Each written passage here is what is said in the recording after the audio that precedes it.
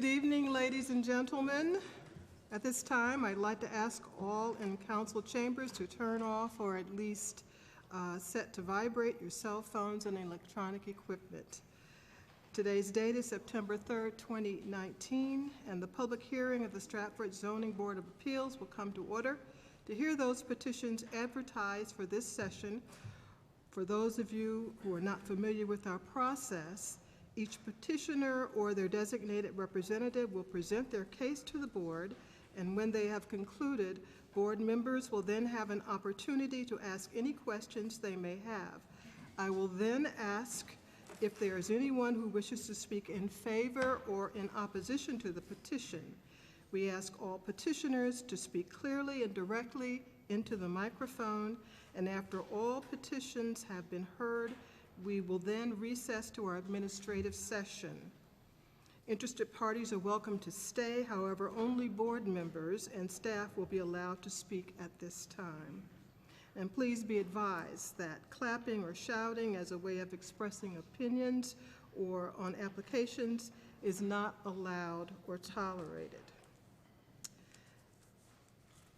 That being said, I will ask Ms. Young if she would please read our first petition. Thank you, Madam Chairwoman. 254 Bruce Avenue, petition of, Urzeret Delia, seeking a site plan review and waiver of the requirement to have 500 square foot of lot area per unit to convert a single-family dwelling to a two-family dwelling in an RM-1 zone. Hardship: accessory residential apartments are not permitted in RM-1 districts. Thank you. Good evening. May it please the board, my name is John Bolton. I'm an attorney and I represent the petitioner, the applicant, who is to my right.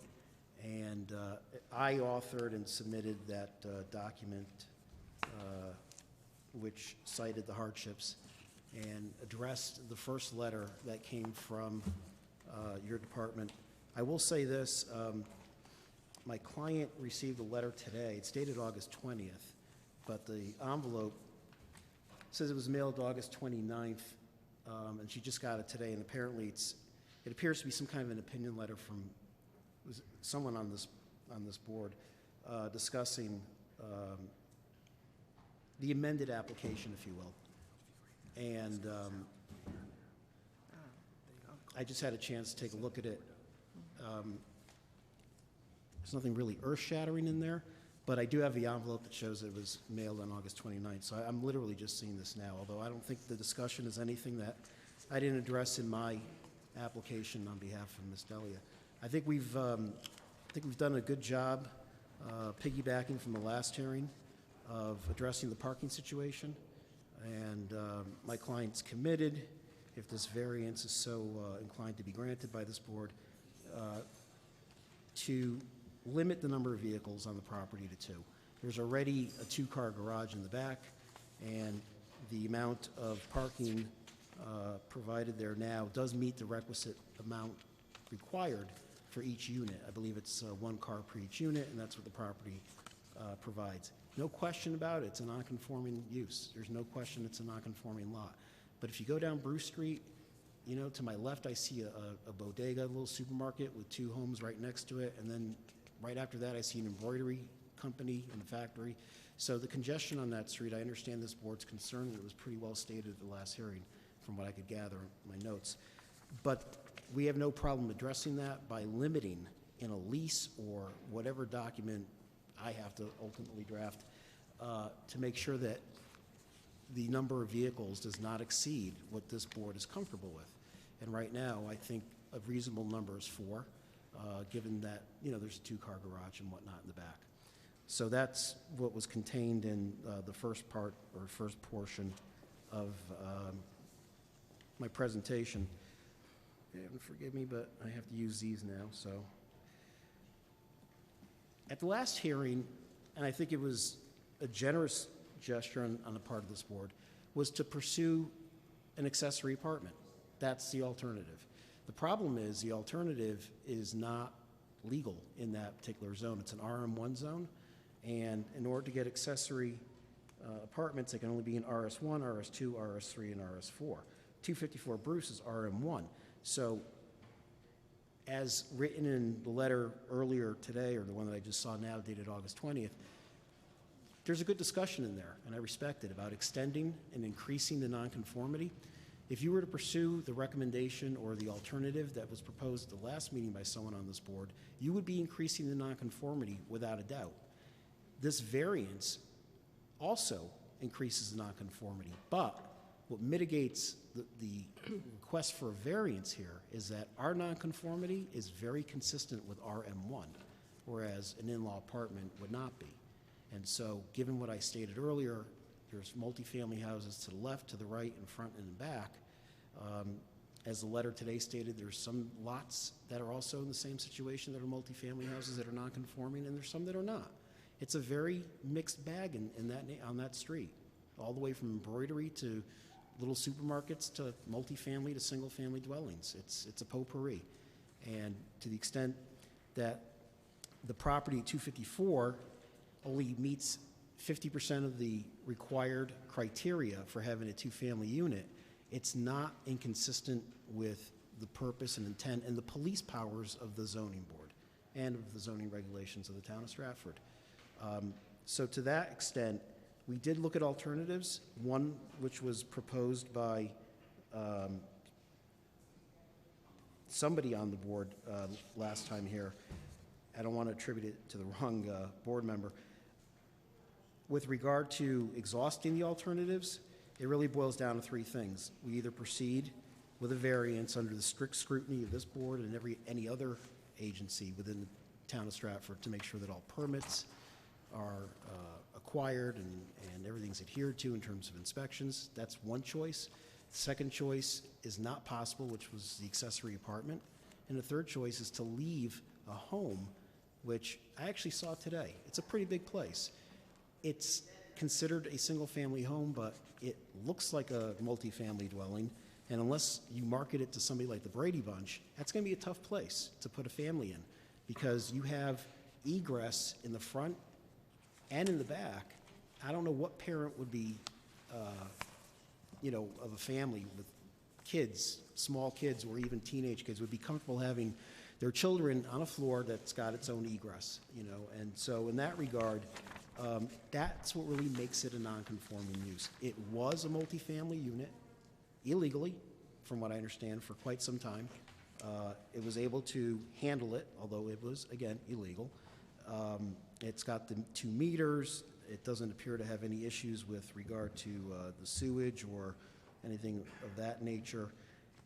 And at the end of the day, it really boils down to, it's the hardship that runs with the land. It's not inconvenience to my client. It's not the fact that she's trying to do something with a flip or do this with the lease or anything like that. The fact of the matter is, it runs with the land. It makes the property more desirable, and everything that she wants to get in this variance is already being done, and it's very consistent with an RM1 zone. So with regard to the 3 choices, and the last one, revert back to a single-family house, I think that that's going to be a very austere thing to do, because there's going to have to be what's the best way to put it? Well, ripping out, for lack of a better term, of 2 meters, 2 gas meters, 2 electric meters, where everything has been a self-sustaining unit on its own for, I don't know, 5, 10 years, if you even know. So in that regard, I think that's the most austere recommendation. The in-law apartment is definitely not going to work for the reasons that I cited, and if there's going to be an extension of a non-conforming use, it might as well make it consistent with the RM1 district. And so to that extent, I try to address everything and all the concerns of the board from the last time, as well as in that letter. And just looking at the letter that was sent today, that I just got a copy of, this board, at the end of the day, the final opinion was this board does have the authority, pursuant to Connecticut general statutes, to grant this variance. I think the hardship clearly is something that runs with the land. It's not an inconvenience, it's not a financial hardship. It's an odd lot.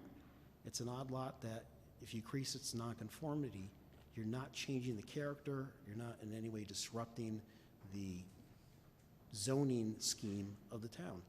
And the last thing is, and this is purely philosophical, but nowadays, how do you even define a family or a single family anymore? I mean, I've heard things to the extent that 60% of all millennials now are living with their parents still after college or something like that. I mean, family is something that's evolving every day, and there's new definitions. So, and I understand the zoning regulations have to be adhered to, but when you see this property and you see how it's laid out, our willingness to limit and curtail vehicles there, and just the overall character of that street, I think that the hardship has been demonstrated and the variance would be an appropriate thing to grant.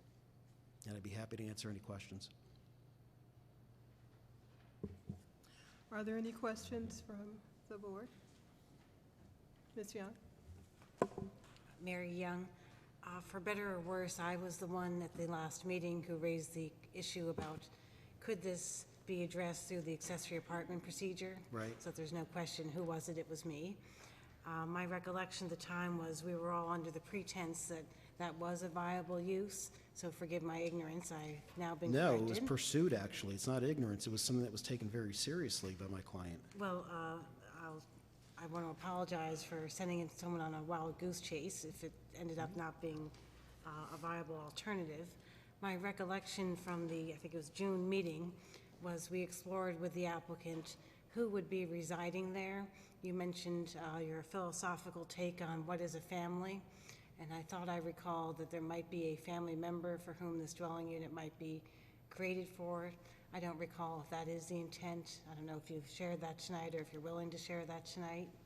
I'd be more than happy to. The original intent was for mother to bring daughter from New York to live with her because she was going through a dissolution of her marriage. However, she separated, and we won't name her, went away. She went to Greece and a couple places in Europe to kind of clear her head out. Parties are trying to reconcile now, which is a good thing. I agree. We like to see family units stay intact. So that was the original, and I believe that's what was represented to this board in June. Was it June? July? June. Okay. And that was at the time the truth, and the truth now is that hopefully this family unit will stay together in New York.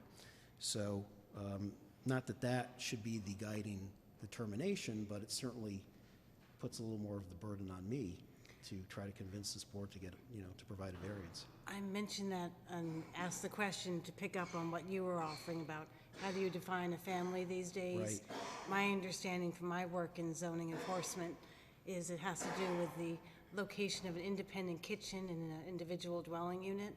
And when one has a family member, that's not always a necessity. There's more flexibility in my experience having families share common areas like a kitchen. Sure. But if that's quote unquote off the table, because we're not talking about necessarily the same tenant as we were in June, it sounds like today what's before us is a desire to have two independent units, which are not necessarily shared between family. Correct. And offer by you and your client to restrict the parking so that there will be adequate parking. Which I agree with. And I believe you put into your paperwork that there is a two-car garage that can be utilized to support the parking demand? That's correct. And 2 spots behind each garage door. And so do you have some arrangement that will allow one unit to actually operate independently of the other? Will there be a lot of door knocking where people ask, can you please move your car? I mean, that's a good question, but I think that when you're showing a place or you're a landlord and you explain this is the way it is here and this is the way it's done, and you have that committed to a contract called a lease, I mean, it's just the way people learn to adapt. I mean, I don't see that as being a major issue because you would think that car number 2 that's behind car number 1 is in the same unit, family unit, and on the other side. So left side are the Smiths and on the right side are the Jones, and somebody in the Jones family knows they better get out of the way of the carts in the garage. Last question. Sure. With respect to what you listed as your hardship, that being accessory apartments are not permitted, is that in fact the hardship you're relying upon, or is it the fact that it's what's unique about the land, which is the undersized factor? Oh, it's clearly it's about the undersized factor and the uniqueness of the lot. The reason why I focused on the accessory as calling it the hardship was strictly because I was responding more or less to a letter that came out of the June hearing that said, look for alternatives. We're going to deny this without prejudice, come back, resubmit an application, but look for alternatives. And so that's when I was asked, John, go look for alternatives. Attorney Bolton, please find some. And I said, you have none. I said last question. This truly will be my That's last okay. question. You've referred a few times tonight to the August 20th letter, just so we're all sure of what you're referring to. Was that the staff comments from Jay Hibansky dated August 20th that he addressed to the board members and perhaps shared a copy with you? It looks like this, if you want to compare.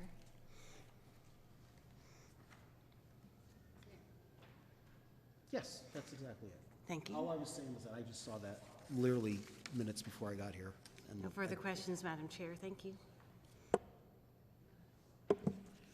Are there any other questions from the board? Thank you. Just to back up what the applicant said, for the hardship that was cited, they submitted a very nice narrative about their hardship, and it's our task to kind of boil that down to a few words on our agenda. So if we did not paraphrase that correctly, just the applicant did not necessarily cite that one phrase. We boil it down, we try to paraphrase it for them. I just want to make that clear. And again, it was more of a pickup from, we know it's non-conforming, so find an alternative, come back for part two, and this is part two. And to the extent that I didn't use the magic words, I apologize, but that's exactly what my intention was. But thanks for picking that up. Thank you. Thank you very much. Is there anyone who would like to speak in support of this petition? Is there anyone present who would like to speak in opposition to this petition? Seeing none, I will ask for a motion from the board. Moved by Mr. Hoydick and seconded by Ms. Young. Thank you. Let's see. Ms. Claire, would you please read the second petition?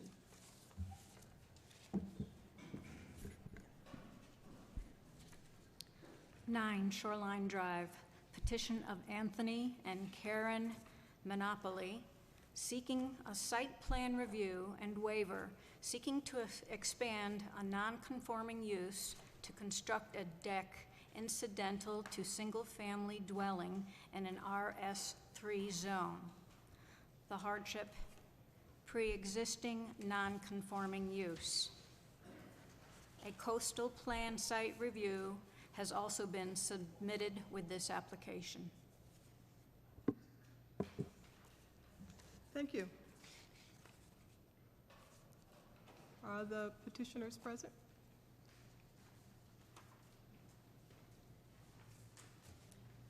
Good evening, I'm Karen Monopoly, and my property is at 9 Shoreline Drive. The deck does already exist. We're just looking to expand and square off a small corner and put the stairs down the front. We did receive approval from our condominium association. Excuse me, before you proceed any further, do you have your certificates of mailing? Yes. Would you just pass them around, please? Thank you. Okay, I'm sorry, go ahead. And then I've brought our contractor who's going to hopefully be able to build the deck with us to answer any questions you may have. Okay. My name is A.J. Grasso, Prestige Builders at 14 Red Tail Court in Shelton. Just to give you, I'm sure you've all received the survey and the site plan, but basically what we're looking to do is square off the deck to be more rectangular shaped, a little more usable. The total additional coverage would probably be approximately 60 square feet. It also allows us to take the staircase. Right now, the staircase is built down into the sand, and this would allow us to have a staircase that would hinge and pivot on a pole, which would allow it to be taken out of the tidal area in case of a storm. When the state reviewed it, we received an email that from John Goucher, environmental analyst with the Land, Waters, and Resource Division, basically letting us know that they have no major concerns with the application. The fact that everything down there is is an association, therefore there is no traditional rear setback line like there would be in a conventional, subdivided lot. Makes it so basically if anybody wants to make any alteration that increases a footprint whatsoever, they would be in front of this commission. Even after this work were to be completed, it would still be the back small little landing for the deck and the staircase would certainly be in conformity with the surrounding houses. In fact, the house to the south or to the right, if you're looking at it from the street, extends further past this house, even after the work would be done, if it was allowed to be done. I think that's really the only things, points that we wanted to make. If there's questions, certainly we would like to answer them. Are there any questions from the board? Ms. Young. Good evening. If I heard you, Mr. Grasso, you described this will be increasing the footprint. I was looking on your plans to see how that's been measured. To what level of an increase will it be, and is that in excess of the allowable footprint? Are you looking for a percentage? I'll take anything you got. I couldn't find either one, a percentage or a square footage. I would have to do some math myself on that. When you're asking me if does it increase the allowable increase for a footprint, I'm not sure what your allowable increase for a footprint is. Well, we'll let Mr. Urbanski perhaps let us know, if he can, what the allowable footprint is in this zoning district. But maybe you can start with easier questions. Okay. Am I understanding you correctly? This represents an increase in comparison to existing conditions? Correct. Negligible, perhaps, is the number of how much increase? I would think negligible. 60 square foot is relatively small. And not certain whether that existing or proposed condition exceeds what's already allowed on the books? Correct. Can I make one more point in regards to, Of course. even with this extension, there's no piers or anything that are going to be added to the structure. So there's no piles going to be driven into the ground. So we'll be basically extending the existing supports to support this as well. So there is no new concrete pier or any work being done in that manner. So this deck is attached to the unit itself? Correct. And is both the unit and the deck in the VE zone? I believe so. That was my understanding from the Yes. staff comments Mr. Urbanski prepared. Correct. Have you seen his comments? I did. Not till today. We were in the same situation. Okay. We received it today, although it's dated the 20th. I don't know if you turn to page 2. It's a two-sided document. Yes. Mr. Urbanski raises the issue of whether or not you've in fact put something in front of us that would allow us to approve it. Have you demonstrated hardship that can be recognized under current case law? I'm wondering if you have an opinion in response to that. Well, I'm not an attorney, and in regards to it's an existing non-conforming, the hardship is there is no rear setback. I don't know how anybody can meet anything that comes in here would require any modification that would increase any unit in this condominium. More than a foot would probably need a variance, because there is the structure itself is the structure, and there's no setbacks. I think Mr. Urbanski, I'll just recite out loud. Mr. Urbanski, on page 2 of his comments, dated August 20th, says, as the hardship is self-created, the board does not appear to have the authority to grant the requested variance per Section 8-6 of the Connecticut General Statutes. So I too am not an attorney, but when you look at the language of the hardship is self-created, and we hear language in your narrative about my client desires to have more space, that seeks to support Mr. Urbanski's comments that it's self-created. It's not necessarily unique to the property that demands it be expanded. So I'm just looking for a little more. Well, nothing, anything along the entire coastline that's in a condominium doesn't necessarily need to be expanded. Have we decided that nothing therefore can then be expanded? Because I'm not sure what other hardship would be, other than a self-imposed hardship of looking to make something larger when you have no zone that allows for something to be created, be made any bigger. That's the hardship to me, is the fact that there is no allotable additional space that can be added to a condominium. The association has no problem with it. The state Environmental Protection Agency has no problem with it. I think it still is in conformity with the surrounding area, and I don't think we're asking for anything that's unreasonable. Understood. I'll just go back to Mr. Hibansky. Do you know anything more than you did a few minutes ago when we were asking the question about what is the allowable footprint in this geographic area? Well, for the whole site, and it's not just the lot that the applicant owns or leases, I'm not sure, but in an RS3 zone, the maximum allowable building coverage is 20%. If you looked at the aerial, it's probably 80% covered in building area. So while I would agree with the applicant's assessment that the addition is probably negligible, just the way the zoning office has always handled it, and I think the applicant's representative summed it up nicely, is that anything that gets done, I mean, if you expand anything 1 inch, if it's not for structural repair, it requires a variance, because there are no traditional side property lines or rear property lines that would necessarily apply as per a typical building lot. And that's something that's how the zoning office has handled that historically for quite some time in my office, prior to me getting here. From my understanding, forgive me, how did this use get there if the zoning regulations don't allow it to be there? Well, the current zoning regulations, and I would also add that, well, one, I'm not 100% sure what the coverage requirement was when this was approved, but it is multifamily dwellings and our residence apartments, which is likely how this was approved under the residence apartments section. That's permitted in any residential zone subject to zoning commission approval of a special case in a site plan review. So it's not necessarily a non-conforming use then if it potentially was approved by the zoning commission? Not the use. The use is conforming. It's the structures themselves are what are non-conforming. I guess my emphasis was on the language that this is a non-conforming use, and that's why we're asking for a hardship, and I'm now learning it's not necessarily a non-conforming use. No, the use is conforming. It's the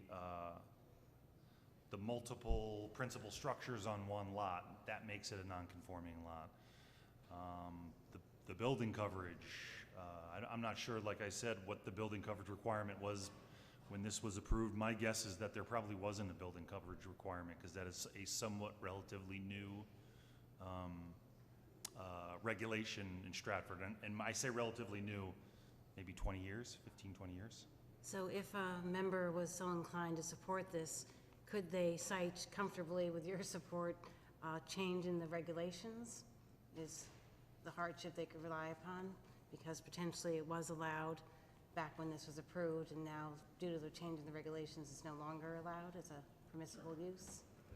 I have no further questions. Thank you. Are there any other questions? Yeah, just a question to the applicant, or to the contractor.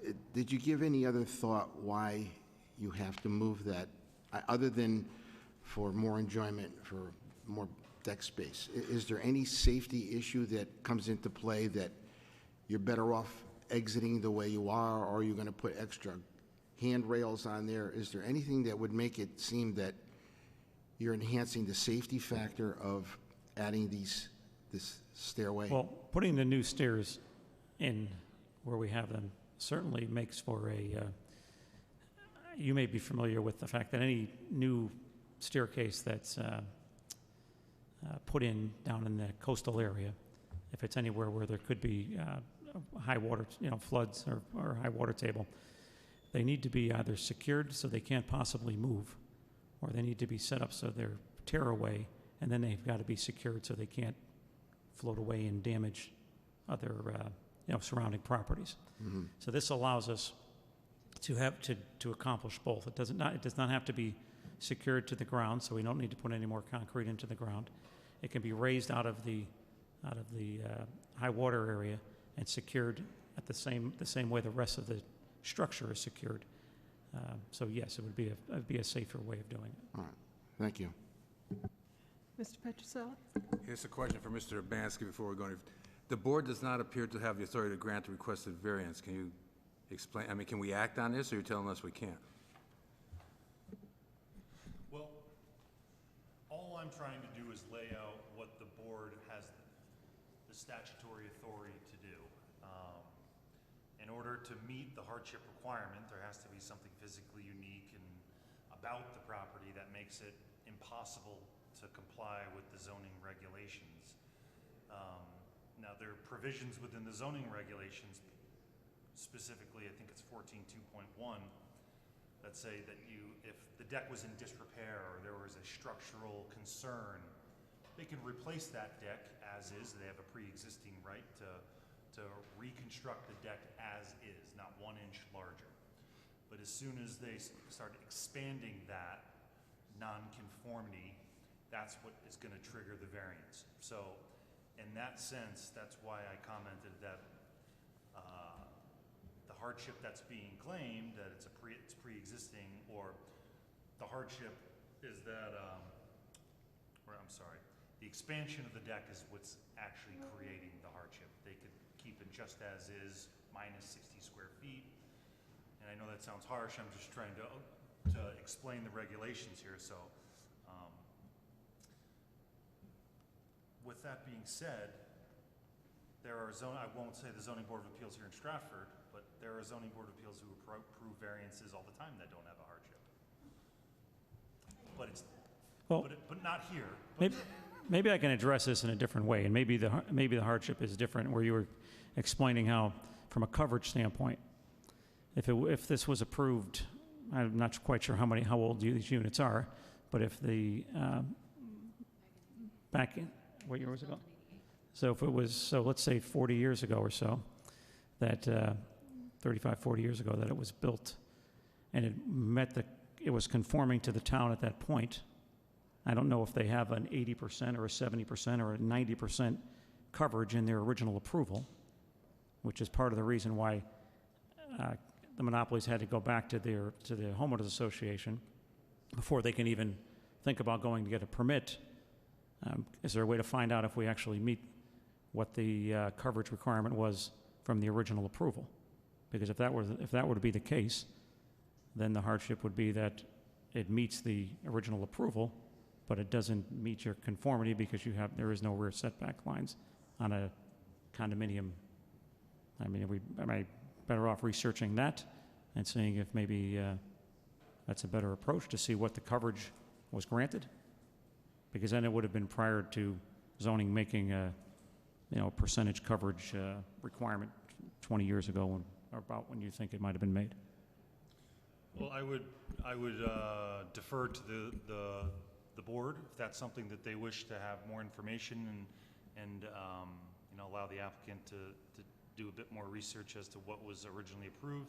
I can just tell you that the town is undergoing a major file archiving project, and most of our files over the past month, I haven't been able to get into my own files, are being cataloged and stored, and so we don't have access to them at the moment. I don't know if that's going to matter one way or the other, what was approved. I think maybe it might assist in your hardship. I would think it would help the hardship if there was no, in fact, hard number on the coverage. There very well may have been. And I'll let you all determine. I don't write hardships for folks other I than got you. paraphrase incorrectly sometimes. I understand. Madam Chair, if I may? Yes. I would suggest you consider that your Plan B.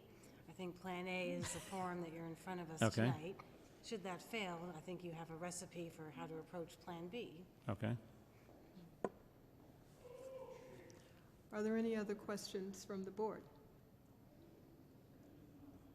Thank you. Thank you. Is there anyone who would like to speak in support of this petition? Is there anyone who would like to speak in opposition to this petition? Seeing none, I will ask for a motion to close this petition. Mr. Petroselli, is there a second? Ms. Young, thank you. Mr. Petroselli, would you please read the third petition? 96140 West Beach Drive, petition of Mark and Julia Bassarat to appeal a decision of the Stratford zoning commission which approved the request to extend the income deadline to file for building permit to reconstruct a single-family dwelling in RS3 zone.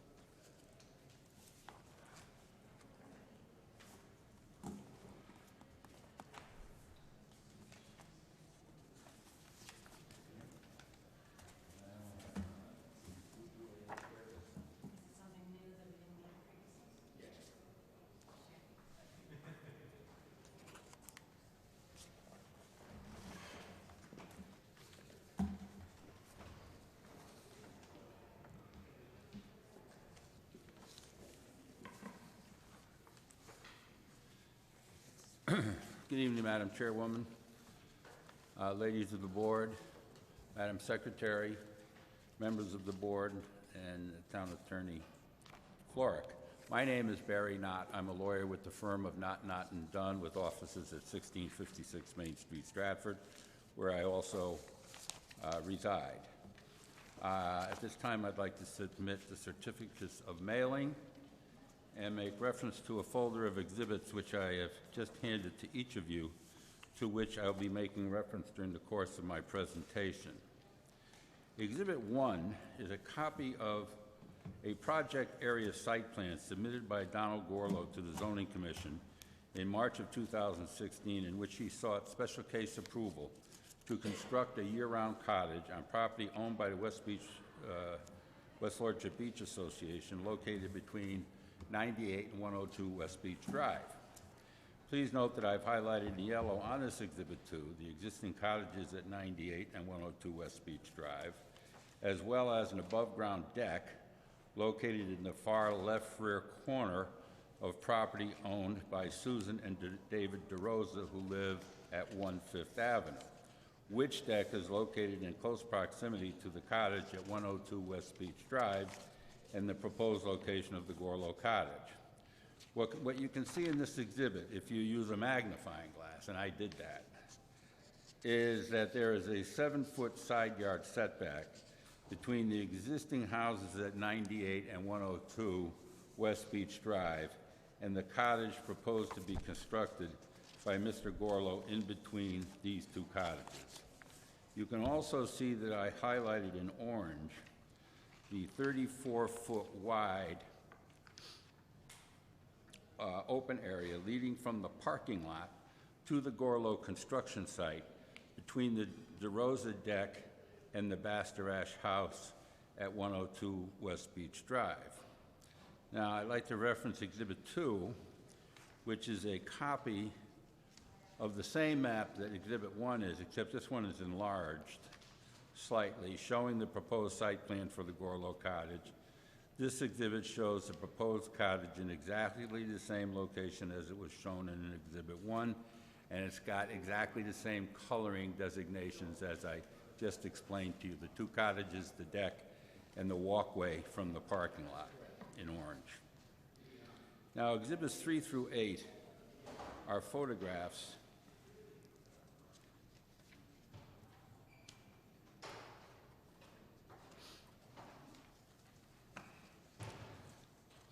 of the area where this project is proposed to be constructed. Exhibit 3 is a photo taken from the parking lot in front of Bastarash's cottage, showing the opening between the Bastarash house and the DeRosa deck. So that white space that you see at the top, relatively center of Exhibit 3, is the opening between the Bastarash house and the DeRosa cottage, the DeRosa deck, excuse me. Exhibit 4 is another view of the same opening And here you can see the 34-foot wide opening at the street side and the Long Island Sound in the distance. And that sand area in front of Long Island Sound is where Mr. Gorlow proposes to put his house. Exhibit 5 is a photo of the DeRosa deck and house, which is the house is the light brown house on the right. The deck is the one that's shown in Exhibits 1 and 2. It also shows the water side of the 34-inch wide path leading to the Gorlow construction site. Exhibit 6 is a photo taken from the upper portion of the DeRosa deck at 1/5 Avenue, looking towards Long Island Sound. Note, the Bastarash house is on the right. The Preston patio with furniture on it is located to the left, and corner of the Preston house, which is also located on the west. So Bastarash's house on the right, Preston's house on the left, and the patio is located on the west side of Preston's house and is partially in shade and partially in the sun. Exhibit 7 is a photo taken from another side of the DeRosa deck towards Long Island Sound. Here you can see the Preston portion of the deck with furniture to the left, which deck encroaches in, not deck, patio, excuse me, which patio encroaches 10 feet into the construction site approved for the Gorlow Cottage. You can see a railroad tie there in the sand extending perpendicular to the Preston patio. This is the DeRosa property line. In other words, that railroad tie is the side yard property line of the DeRosa house. And it is the front property line of the West Lordship Beach Association in that particular area. Exhibit 8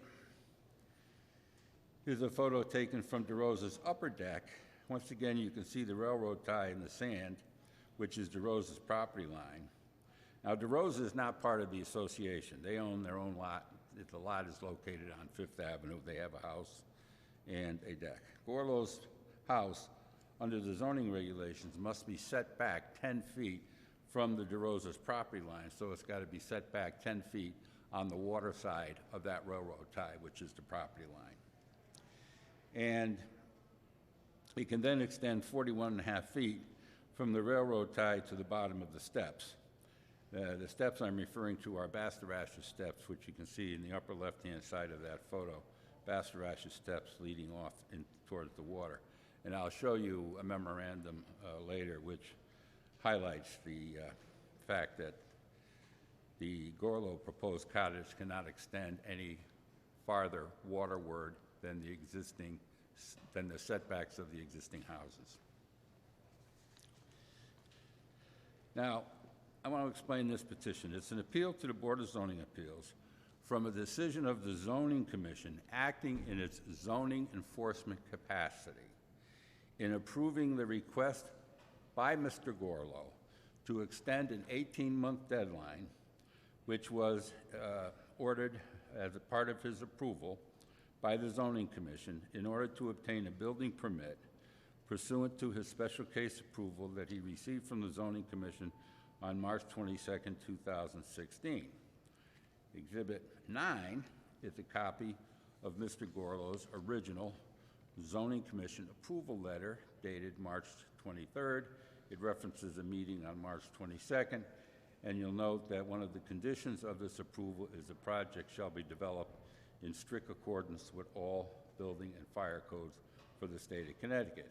It also says the applicant will have 18 months to obtain a building permit or request an extension.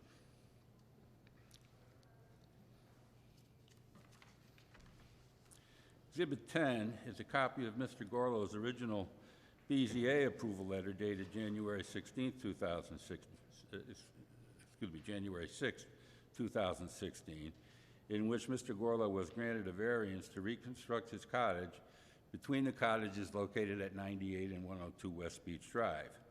Please note that the variance approval limited the size of Mr. Gorlow's cottage to 20 feet in width and 43 feet in depth for a total of 860 square feet. Now, I want to reference Exhibit 11, which is a copy of a survey map of the area in which Mr. Gorlow's proposed construction is located. Please note that I have highlighted in yellow on this exhibit the Preston Cottage at 98 West Beach Drive, the Bastarash Cottage at 102 West Beach Drive, the deck on the DeRosa backyard, and the 34-inch width of the opening between 98 and 102 West Beach Drive, as well as the 10-foot setback from the DeRosa property line, and in orange, the 34-inch wide pathway from the parking lot between the DeRosa deck and the Bastarash Cottage at 102 West Beach Drive.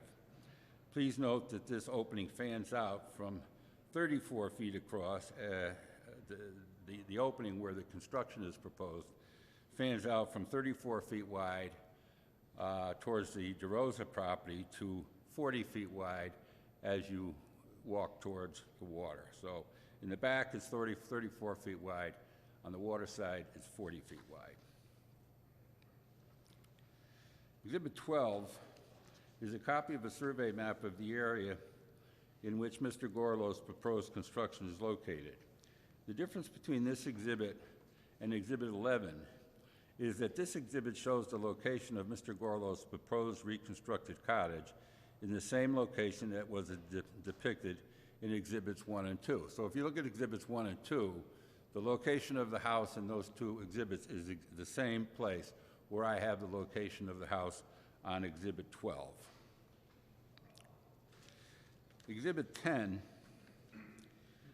is a copy of the bylaws of the West Lordship Beach Association as amended, which shows in section 2.I that, quote, the corporation allows the common areas adjacent to the leasehold site, which is between homes in the rear row. The rear row, by the way, is the row that Bastarash's cottage is on and all the cottages are on now. There used to be a front row that was closer to the water. They've all been wiped out in hurricanes going back to the 20s and 30s. So, which is between homes in the rear row for the primary use of the adjacent leaseholder. There are currently driveways or walkways in the rear row nearest the street. Adjacent leaseholder is assigned the common area space to the west side of the home. Acceptable uses are brick pavers, such as walkways, patios, and parking. Unfortunately, Mr. Gorlow, who was a longtime member of the West Lordship Beach Association, who was presumably familiar with the rules and regulations, a copy of which I've just made reference to, did not take into account the right of Mr. Preston, who owns 98 West Beach Drive, to construct a patio to the west side of his cottage in the location where Mr. Gorlow was proposing to reconstruct his cottage. And in fact, Mr. Preston did construct a patio on the west side of his house. Now, Exhibit 14. Were you asking us to look at Exhibit 10 just now? Met 13. Thank you. I was getting confused. Thank you. Yeah, it's my paragraph 10, I'm sorry. Exhibit 13. Thanks, sorry about that. That's all right. So, Exhibit 14 is a copy of a survey map of the area in which Mr. Gorlow's proposed construction is located, which exhibit also shows the existence of a 10-foot wide brick paver patio to the west of Mr. Preston's cottage at 98 West Beach Drive. Obviously, the existence of this patio reduces in width the opening in which Mr. Gorlow can construct his cottage from 34 feet to 24 feet, because the Preston patio is 10 feet wide on the west side of his house. Obviously, this was not the site plan that was approved by both the Board of Zoning Appeals on January 16, 2016, and the Zoning Commission on March 22, 2016. As you can see from these exhibits, the location approved by both the Board of Zoning Appeals and the Zoning Commission no longer exists.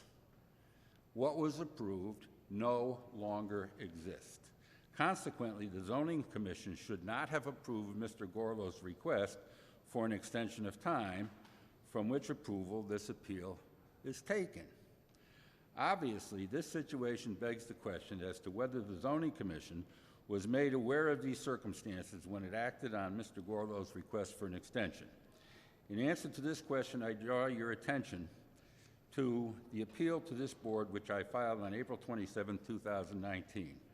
You will note that I attached to my appeal a so-called Schedule B, which was an email from me to Jay Hibansky outlining the circumstances which I have just described to you, and included a letter I sent to the building inspector on July 18, 2017, which also articulates these new conditions as well as issues raised by Fire Marshal Brian Lampard in his memoranda, which he sent to Gary Lawrenson in November and December 2015. Now, when I reference Exhibits 15 and 16, these are copies of Fire Marshal Lampard's memoranda, which I have just made reference to. Now, at this time, I would like to call as a witness Deputy Chief Brian Lampard, the Fire Marshal for the town of Stratford. Chief Lampard will discuss the issues raised in these memoranda, as well as problems caused by the new circumstances whereby the opening between the patio at 98 West Beach Drive and the cottage at 102 West Beach Drive has been reduced from 34 feet to 24 feet. He will also discuss firefighting difficulties relating to the placement of ladders in the event of a fire at either 102 West Beach Drive or the new year-round cottage proposed to be reconstructed. Chief. Good evening. Brian Lampard, the Fire Marshal for the town of Stratford, and also Deputy Chief. I was subpoenaed to be here tonight, so yeah. Thanks for having me. I can remember 2015, I believe it was, when this first proposal came through, and I had some restrictions about building a structure in this small area. I take an oath to the town of Stratford to protect everybody. That's the building owner, the builders themselves, and all the emergency service personnel that may have to respond to such an address. At the time, I walked the property, and I found that it was difficult at best if we had to respond to such an area and conduct suppression activities or even a rescue of any sort. There is no paved area, so getting fire apparatus to that particular location is not easy. In order to fight a fire, you have to remember the firefighters are wearing gear on top of, they're wearing an excessive of 70 to 75 pounds of extra gear that they're bringing into the scene. Not to mention the tools and gear that they're carrying in could be several hundred pounds. So it's a lot of physical activity to get there, and there's no stable ground. Barry talked about ladder placement, and you have to take into account not necessarily the new structure going up, but the existing structure. So we have a house next door. It's a big brown house, and there's a living, it's a two-level, and you have bedrooms upstairs, I assume that's where the bedrooms are. You have to have, in a bedroom, you have to have a means to escape, and that's not only going down your staircase, but out a window. And nobody's really going to jump out a window, but they get rescued out of a window, and that's where the firefighters come into play. They have to put a ladder up and placing the ladder at a right angle and getting up to that window and bringing somebody down is not an easy task. So I always look, there's not much I can say about a single-family home until it becomes restricted. And I feel this is one of the cases where it's restricted. And if I have anything to say about it, I would like to say it. If there's any questions towards my comments, I'd be glad to answer them. Chief, when you wrote those memoranda in 2016, the opening between the Preston house and the Bastrash house was 34 feet, okay? Widening out to 40 feet as you approach the water. Correct. Now, with the Preston patio having been constructed 10 feet wide, the opening towards the parking lot is 24 feet wide, fanning out to 40 feet at the waters. Does that change from 34 feet to 24 feet in width alter your opinion as far as the dangerous condition that would be caused by such a circumstance, or can you describe what dangerous condition would be caused by such a circumstance?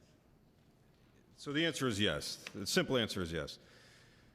Now you're restricting the area, and you're putting a structure in an area. It's maneuverability. We're showing up with 23 guys to fight a fire. It creates a lot of confusion. And then you have to remember that the tightness only inflates the ability to fire jumping from this property to the next property. So now you're restricting it even further. There's no doubt if there's a fire in one house that it's going to travel to one or two more houses. Now, when you talk about danger, are you talking about danger to the people who live in those houses? Danger to personal property that may be contained in those houses? Or danger to your own personnel who would be responding? Or are you talking about all three of those dangers? In our profession, life safety is always number one. Property comes in second. So the answer to your question is yes, all three. So the people who live there, the people who are working the scene, and of course the property itself. Thank you very much. Thank you, Chief. You're welcome. Now, I'd like to draw your attention to various correspondence received by Mr. Gorlow from the officers of the association, in which he was advised as to the setback constraints applicable to any cottage reconstruction. Exhibit 17 is a copy of the letter dated September 20th, 1999, to Mr. Gorlow from the Vice President of the Association, advising him that the Association Planning and Zoning Committee recommends a 10-foot clearance between cottages. And I've highlighted in yellow the language on that document to that effect. Exhibit 18 is a copy of a letter to Mr. Gorlow dated October 18th, 1999, from the President of the Association, which advised Mr. Gorlow that his proposed clearance between buildings, open quote, under 7 feet on each side, will be extremely difficult to perform maintenance with any heavy vehicles in a tight access alley. As such, the board cannot bring your request to the full membership for approval as you have designed it. End quote. Exhibit 19 is a copy of the association minutes of a board meeting which was conducted on November 14th, 2015. Please note, this exhibit is open to page 4 of 13. At that meeting, there was a discussion requested by Mr. Preston, the owner of 98, concerning the required removal of an addition to his deck. Apparently, Preston had put an addition on his deck which violated the regulations, and the board called him up on it. However, the minutes of this meeting confirmed that he had to remove the addition, but stated that, open quote, he could put a patio in that would be compliant with the bylaws, attach planning and zoning regulations, leave as sand, wooden walkways, or brick pavers, end quote.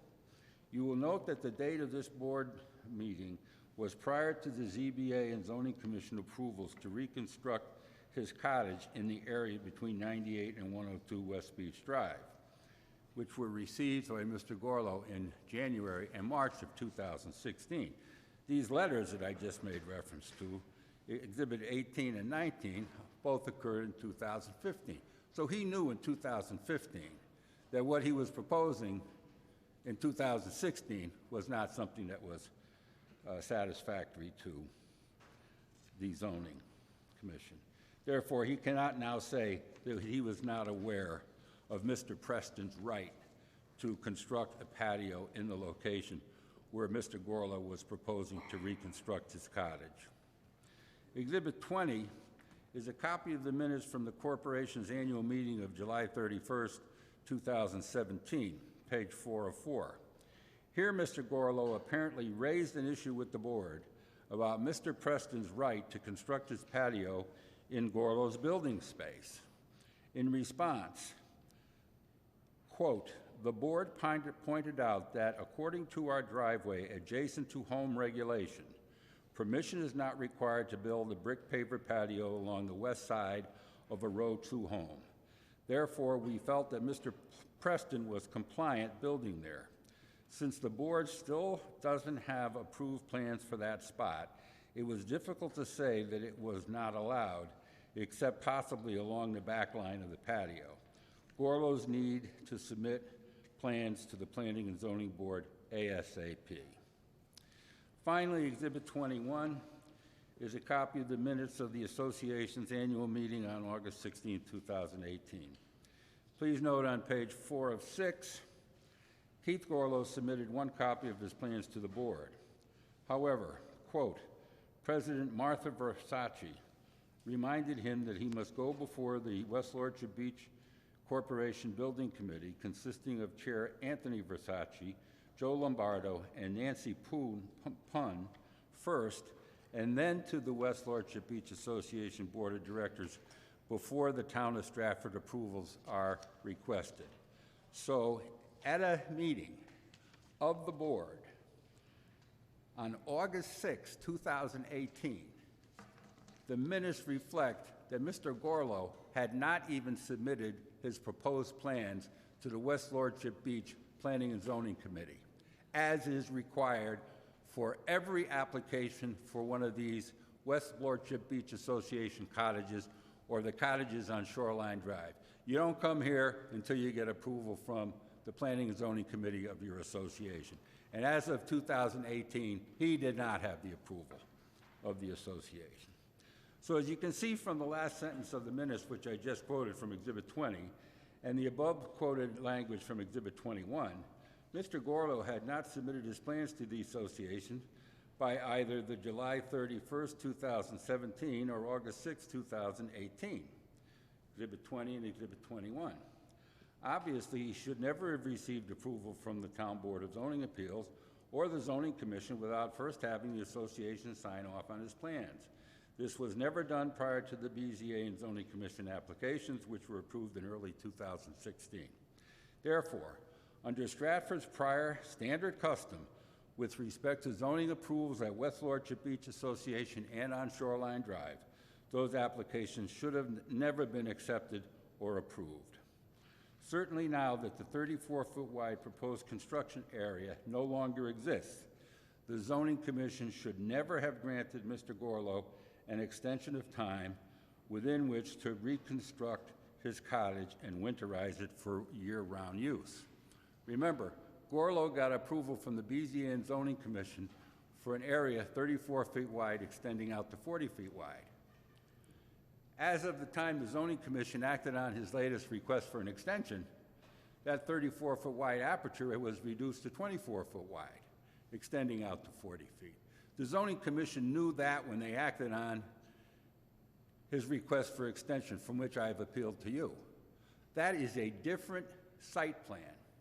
And as you all know, applications for variances and applications for special case approvals in this town are detail specific.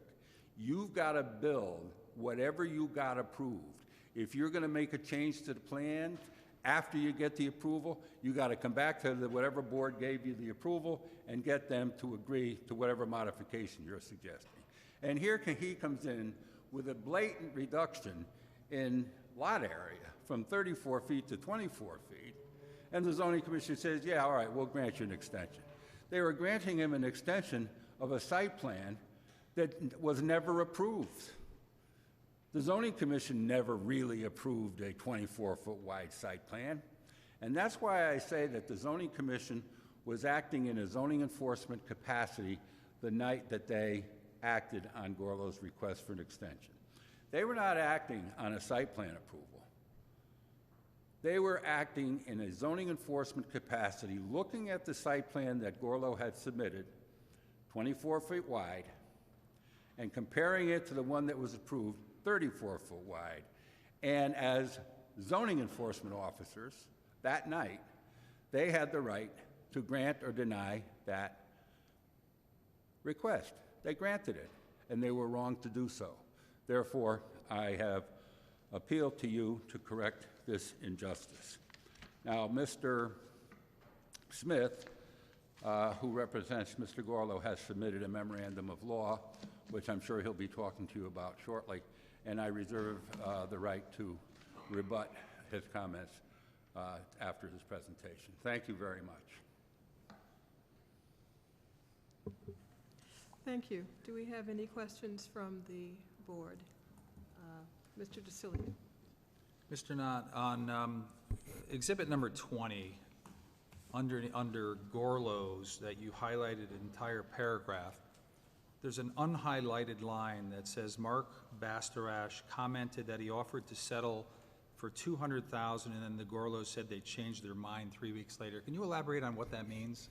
There had been some negotiations between me and Attorney Smith about the possibility of my client purchasing Gorlow's leasehold interest and moving it to a location to the rear located in the parking lot to the rear of the cottages in row 2.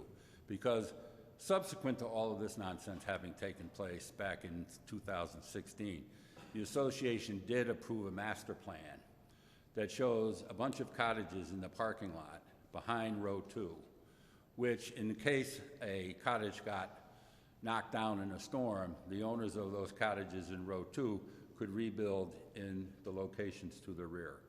So we had talked about the possibility of Bastarash buying Gorlow's leasehold, and then Bastarash could reconstruct a cottage on Gorlow's leasehold in the parking lot. But those negotiations never came to anything. Thank you. Mr. Petroselli.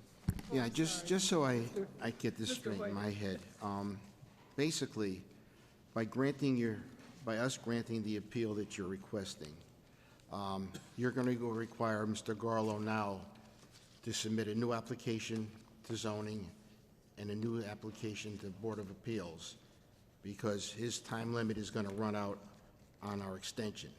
Is that correct? Well, yes, yes and no. He received 2 approvals. One was a variance, and secondly was special permit, special case. The variance runs with the land. There's no expiration date for that variance, okay? The special case approval had an 18-month expiration date, and that's what we're here on, whether an extension should have been granted. The special case approval was simply to allow him to turn a seasonal dwelling into a year-round dwelling. So if my application to you is sustained, upheld by you, then he would not be able to convert that cottage to a year-round use because the special case approval will have been invalidated. Thank you. Ms. Young. Attorney Florick, are you taking questions if we have it to step? Sure. As opposed to Mr. Urbanski, or you'll? If you have legal questions, sure. I'm not sure I agree with the answer just given to Mr. Hoydick about what is the end result if this board grants Attorney Knott's request. Would the applicant not have the option of returning to the zoning commission and seeking a new special exception to make a year-round rental? Is that not an alternative available to them if they choose to?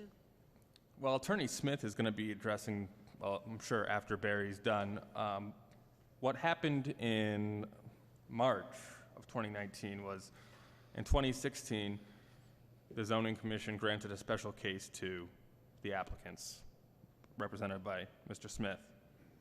They came back in March for an extension to pull building permits for 18 months. The Zoning Commission granted that extension. Attorney Knott, on behalf of his clients, has now appealed to this board. So what happens if this board sides with Attorney Knott and his clients? Well, more litigation, I'm sure, but Sure. it's a good question. So then that would according to Attorney Knott, overturn the Zoning Commission's granting of that extension. I would like to address that question, if I may, Madam Chairman. Sure. You are correct. The applicant could go back to the zoning commission and request a special case approval for the new site plan, 24 feet wide. And if the zoning commission granted it, then he'd be home free, assuming our appeal would not be sustained from such a granting. Now, as far as the ZBA approval running with the land and therefore having no expiration date, remember that ZBA approval had to do with a 34-foot wide space, which no longer exists. So I do not believe that he can get a building permit under that BZA approval because the site upon which the BZA approval was granted no longer exists. So just to play out that hypothetical, should the board sustain your request, the applicant conceivably could return to both boards, the BZA and the zoning commission, for a do-over, if you will, based upon a new site plan with new setbacks and other dimensions shown, and conceivably get a new approval. Absolutely. They might not choose to, but that is an option, we think. Going back to Attorney Florrick, 18 months, can you familiarize me with under what authority the zoning commission had to refine that timeline to 18 months versus, I don't know, 5 years, which is a date I have in my head as to the length of traditional approvals granted by zoning commissions? It's been 18 months as long as I've been practicing before this board, which is 45 years. And I would tend to agree with Attorney Knott in that. I think it's section 20.3 of the zoning regulations provides for 18 months. Does it now to get building permits, Jay? 18 months to apply for a building permit. And does that same language that you're both citing in the Stratford regs, 18 months, is there language that gives an applicant the option to seek an extension? And does it define how many or how much can be granted? It does. The applicant, and we've recently revised this section, the zoning commission, because we had so many extensions coming back, and for the most part, as long as there is a reason why they're requesting the extension, it was almost a formality according to the zoning commission. So they gave the planning and zoning administrator, myself, the authority to grant up to 6 years of extensions administratively over the counter. And at that point, once the extensions exceed those 6 years, then it has to go back to the zoning commission for reconsideration. I also have the ability to send it to the zoning commission at any point. Could be on the first one. Do I presume there's no notice requirements for an applicant to share with their neighbors they're seeking an extension? Obviously, these neighbors are aware, but that's not part of the routine. That's correct. There is no notice requirement for the applicant to send their letters to the butters. Well, I would like to... As it's not advertised necessarily in the newspaper, typically an extension. It's more of an administrative action and not a site plan. Sounds like we have another point of view on this topic. Yeah, Jay is right as far as the zoning regulations is concerned. However, my clients intervened under the environmental statute 22A-19 way back in the beginning. And as an environmental intervener under that statute, we are entitled to notices of all actions taken by any regulatory authority within the jurisdiction of the zoning office from the time we submit the motion to intervene until the time the case is disposed of. So as intervenors, we should have received notice of Mr. Gorlo's request for an extension. And in fact, he did get an extension once already. If you look at the approval letter, I think it was March of 2016 when he was approved, 18 months from there would have brought him to the end of 2018, and that's when he requested the extension that I'm here on tonight. Now, one other point I'd like to make, if I may, Ms. Young, is that another alternative that the applicant has, if my application is sustained, he can build his cottage in the area that is now located in the parking lot. There is a large area where all homes destroyed by storms can be rebuilt. It's a master plan that has been approved by the association. One of the property owners, Mr. and Mrs. Pacelli, whose home was destroyed in, I don't know which one, but they have in fact reconstructed their cottage back where the master plan allows. So Mr. Gorlow is not without, he's not going to end up without a cottage. He's just not going to end up with a cottage squeezed in between these two cottages. Back to Attorney Floric or Mr. Hibansky. Earlier this evening, we heard Mr. Hibansky talk about how all property owners have the rights to rebuild or repair without needing variances if circumstances are occur to them, you know, acts of God, things of that nature. Based upon the fact that a ZBA variance was granted, does that suggest that what was approved to be reconstructed is not a mirror image of what previously stood there? I can't say I know right as I sit here what was constructed. I think the previous cottage was destroyed in 1992. And I'm not familiar with. I think it's coming back to me. I heard, I guess, what's different about it is it's now all season versus before it was just seasonal. So thank you for helping me remember. Again, process question.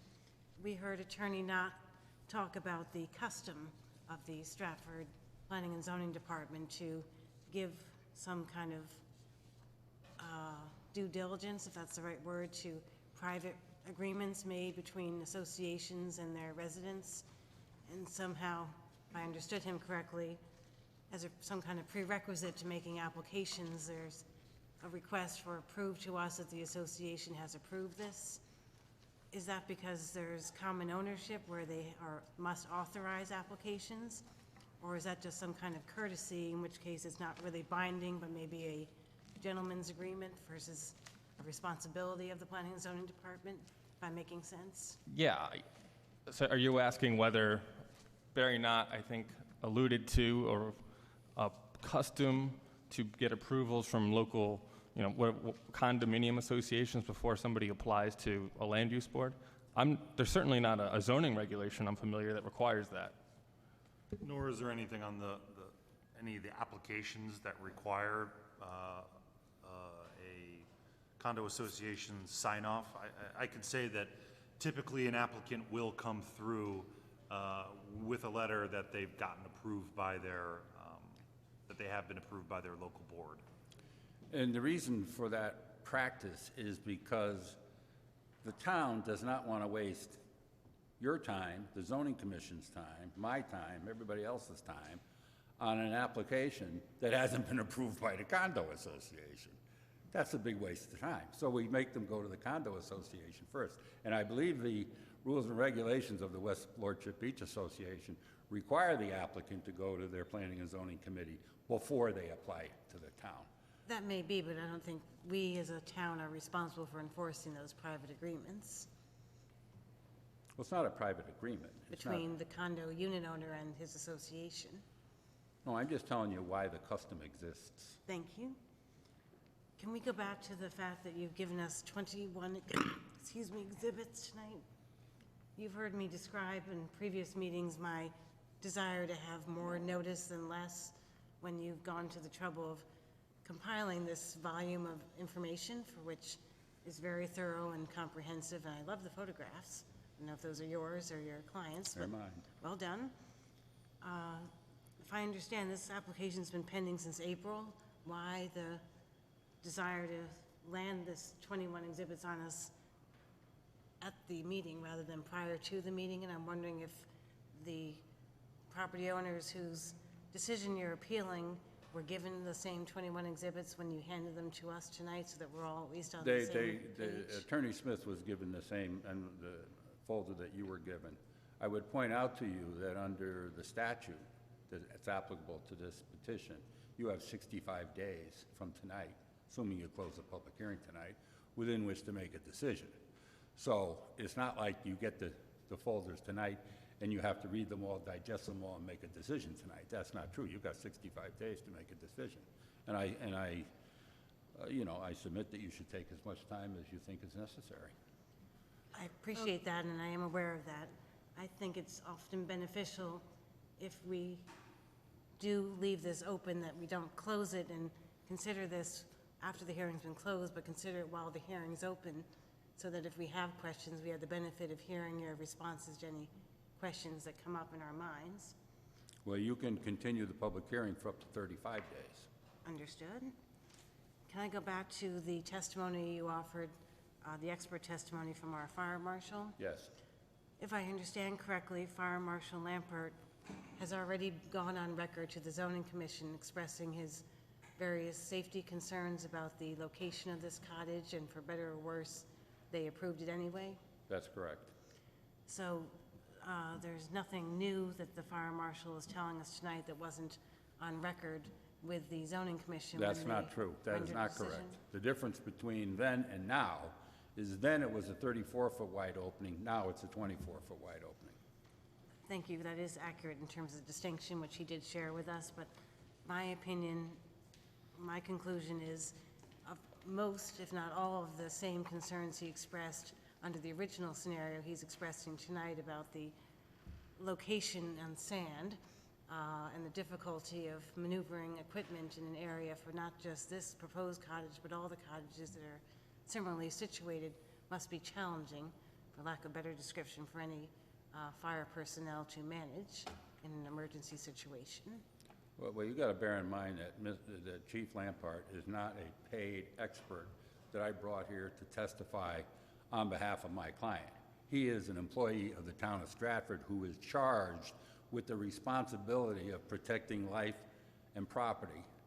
Therefore, and he articulated some very significant issues, which the first Zoning Board of Appeals did not take seriously, and that's why I brought him here tonight to testify in person, which I did not do the last time, and I should have.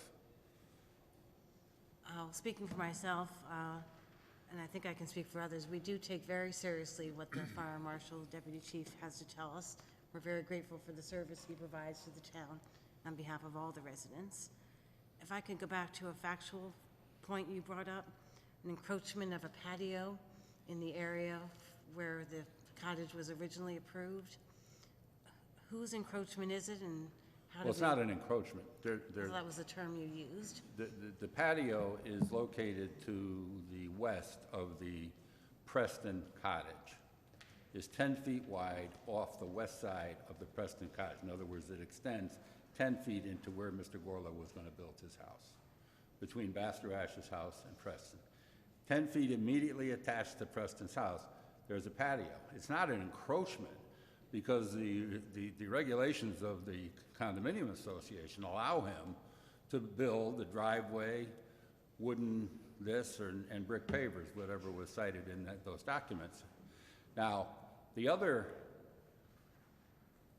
area which you may be confusing with this patio is the Rosa deck. The Rosa deck is located on the back left-hand corner of DeRosa's lot, and is located pretty much up against the, it's not up against the property line because it's 10 feet from the property line, but it's located in an area where it squeezes the opening between Bastarash's house and the deck, which is 2 or 3 feet off the ground, to a 34-foot wide space. So to rephrase, no one is encroaching where they shouldn't, it's just gotten narrower. That's correct. Question for Attorney Florek. At the beginning of Attorney Knott's presentation, he discussed his opinion as to how this board is within their authority to consider overturning the action of the Zoning Commission. That was a surprise to me, to learn that we had that authority. Can you expand on your understanding of our authority to overturn a zoning commission's approval? I'm familiar with that as it relates to a zoning officer's decision, but not so much a zoning commission's decision.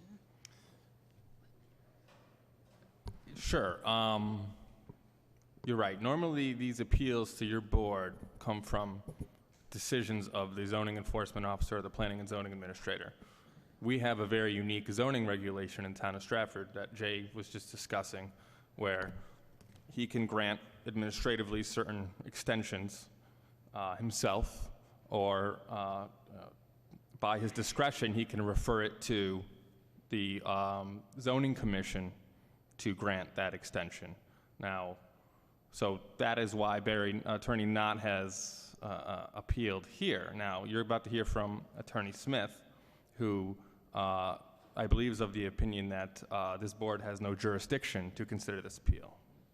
I don't want to, well, I'm sure Attorney Knott seems to want to address that point. Before he does, Yeah. if I may, the fact that it's on our agenda tonight and we're all here and hearing testimony, depending on what else is said tonight, are you of the opinion that we should take action and let the chips fall where they may? If it's determined at a later date, we did not have the authority to take action, better for us to do something rather than do nothing? This is a unique issue, and I got Attorney Smith's memorandum this morning. I just listened to Attorney Knott now. I'm inclined to, well, obviously this board will make that determination. And procedurally, we will cross that bridge when we get to it later on this evening, or at a later date when this board considers that question. So I don't want to. Get back to you on that? Sure, later on tonight or at a later date. I'm sorry, did you want to? I just wanted to clarify my position on that issue, because you've raised an issue which is crucial to the jurisdiction of this board. If Mr. Gorlow came in for an extension of the permit that he got approved by the Zoning Commission in 2016, where there was a 34-foot wide opening, fanning out to 40, this board would not have jurisdiction. I would have to appeal that decision to the Superior Court under 8 or 6. 8 or 6, Chris. The difference is, he didn't come in with a 34-foot wide opening. He came in with a 24-foot wide opening, and I explained that to the Zoning Commission in my letters to Jay, which were in turn turned over to the Zoning Commission when they acted on it. That is a completely different site plan. And therefore, the Zoning Commission, in reviewing that site plan, were acting in a zoning enforcement capacity to see if the proposed site plan was consistent with that which was approved. So you do have jurisdiction because the Zoning Commission was acting in a zoning enforcement officer because the site plan had changed from 34 feet to 24 feet. Thank you, Mr. Knott. I think that we have other questions from commissioners. Mr. Knott, on the same topic of 34 to 24, which seems to be a very big part of your argument, and I do have quite a bit of understanding of land use and property rights, but not so much in condominiums. So I'll try to phrase this so I can understand it, my questions. In your opinion, do the Gorlows have, regardless of the patio, do they have, according to your Exhibit 13, leased property where you highlighted it in pink on Exhibit 14?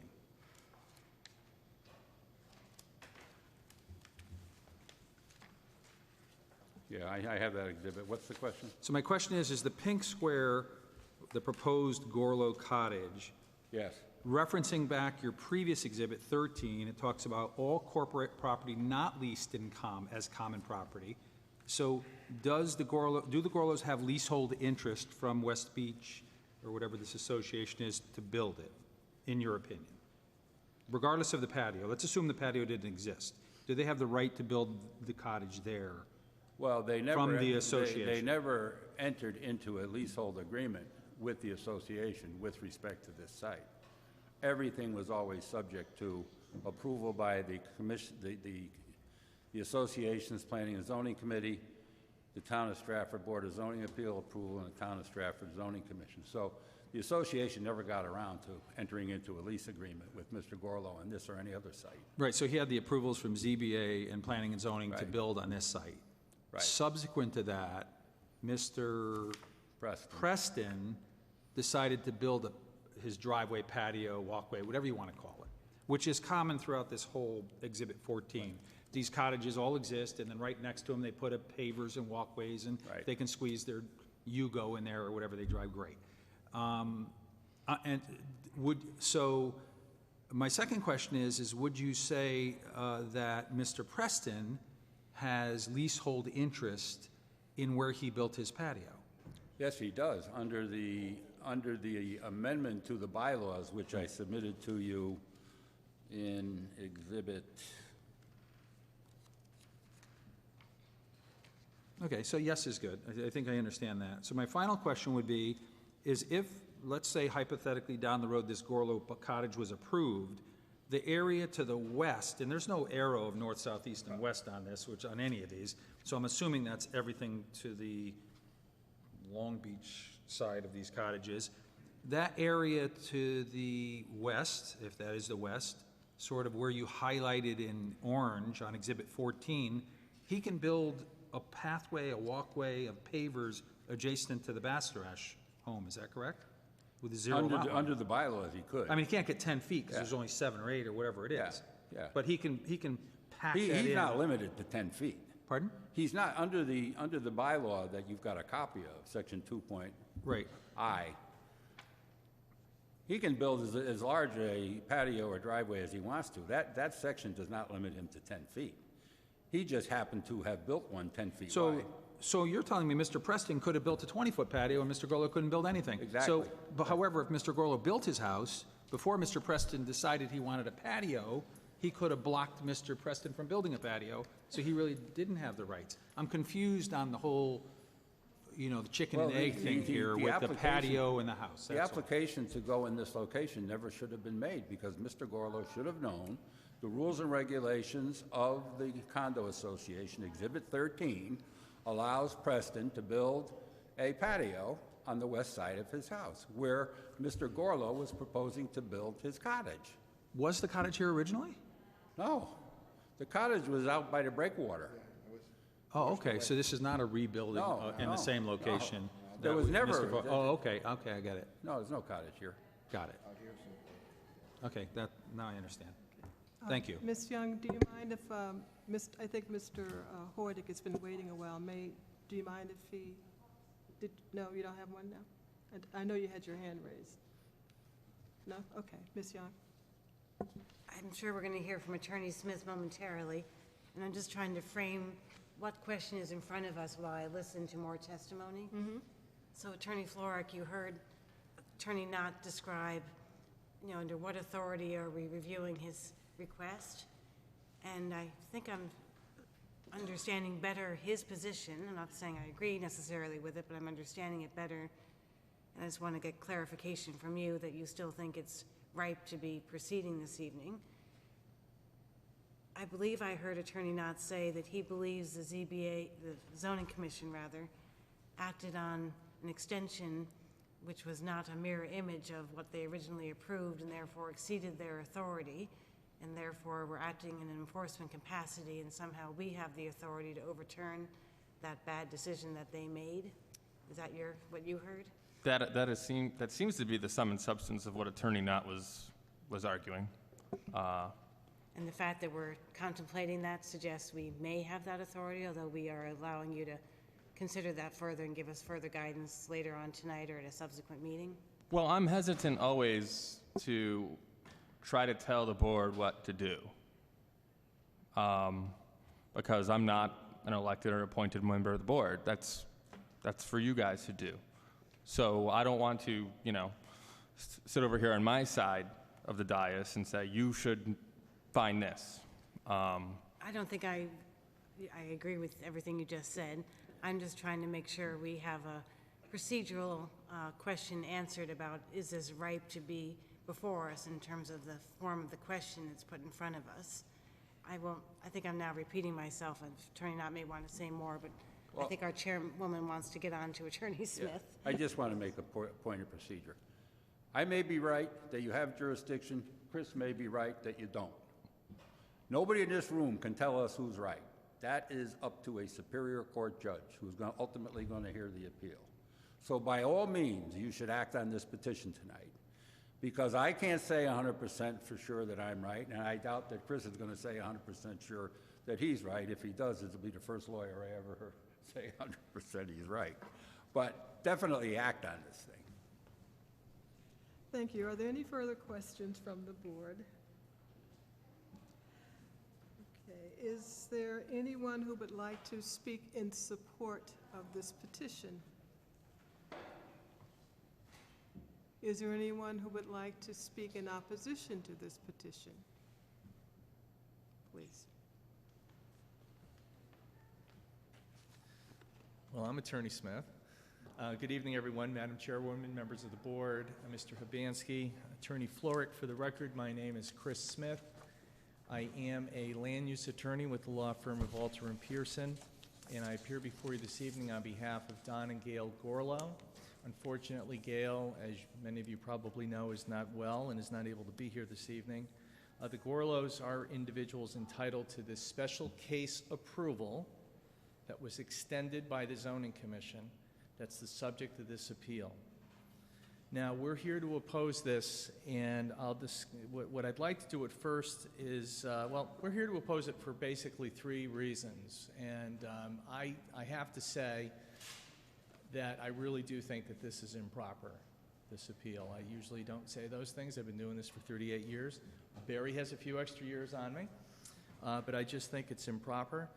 And I'll get to all the reasons why in a moment. The first thing I'd like to point out is we have this little diagram that was being referred to. I guess it's Exhibit 14 that Attorney Knott put into the record.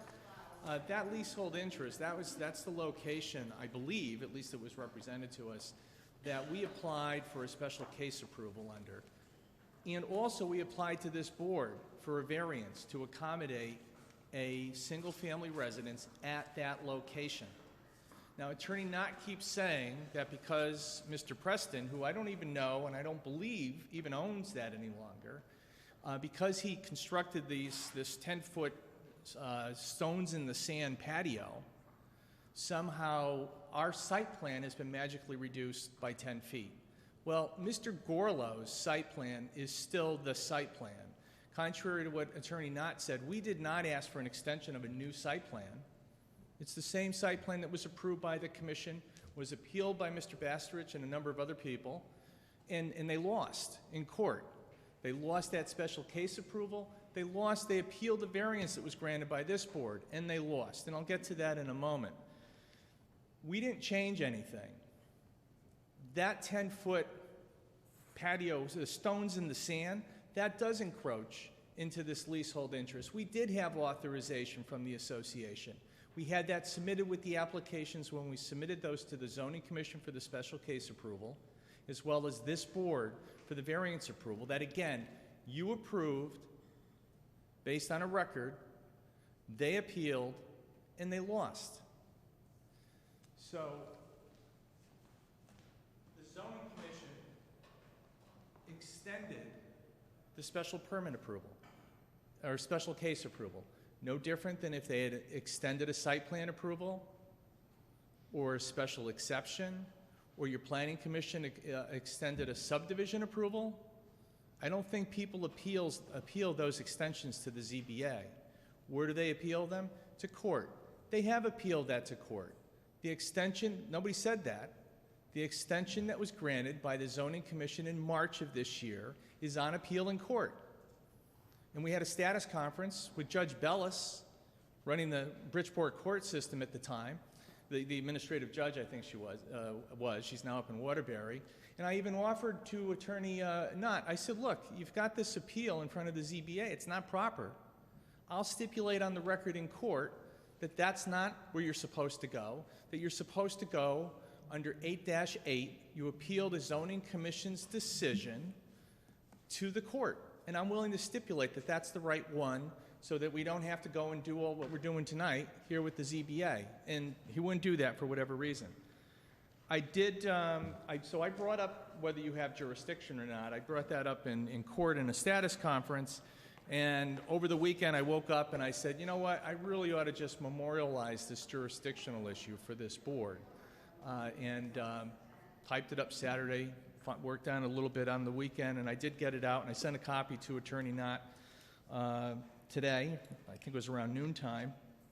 Got a copy over to Attorney Florick's office, sent one to Jay, and I do have it. And with the permission of the chair, if I can just hand this in and just quickly walk you through it. And this concerns the jurisdiction of this board to entertain this appeal. Again, what is it an appeal of? It's an appeal of your zoning commission's decision to grant an extension on a special case approval. I bet you that hasn't happened here before.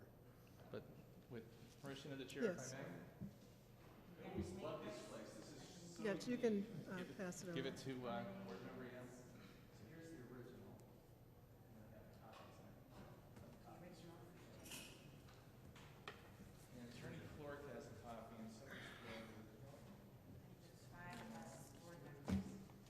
This is the original?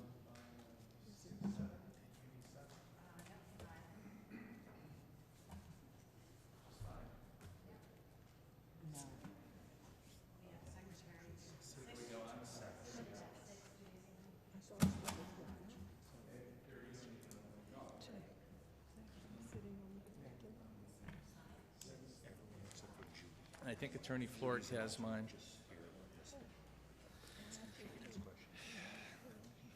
And I know boards, having sat on a ZBA myself at one time, and nobody likes all this legal stuff, but this is really important. Because we've skated through the jurisdictional issue, and what you've heard was, oh, let's leave it up for a judge, make a decision. Well, that's just what you're not entitled to do, not because of you, but because the applicants, the appellants, have filed this appeal with you. It's not proper.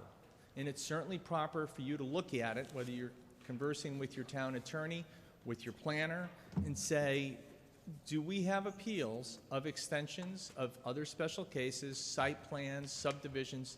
Do they come to the ZBA or do they go to court? And let's just, if I can just walk you through this very quickly. Attorney Smith, if I could just Madam interrupt for a Chairman. moment. There are only 5 copies and an original.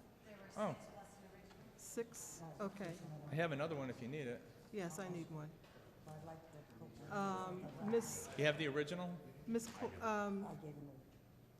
May I just have the copy from our alternate, please? Here, I'm sorry, and maybe you two could share or something. I don't have a copy. Okay, thank you. Okay, please continue. Thank you. Okay, thank you, Madam Chairwoman. Okay, I'm referring to a letter from myself to Chairperson Traveris, who I understand is not here this evening, dated, today's date, September 3rd, 2019.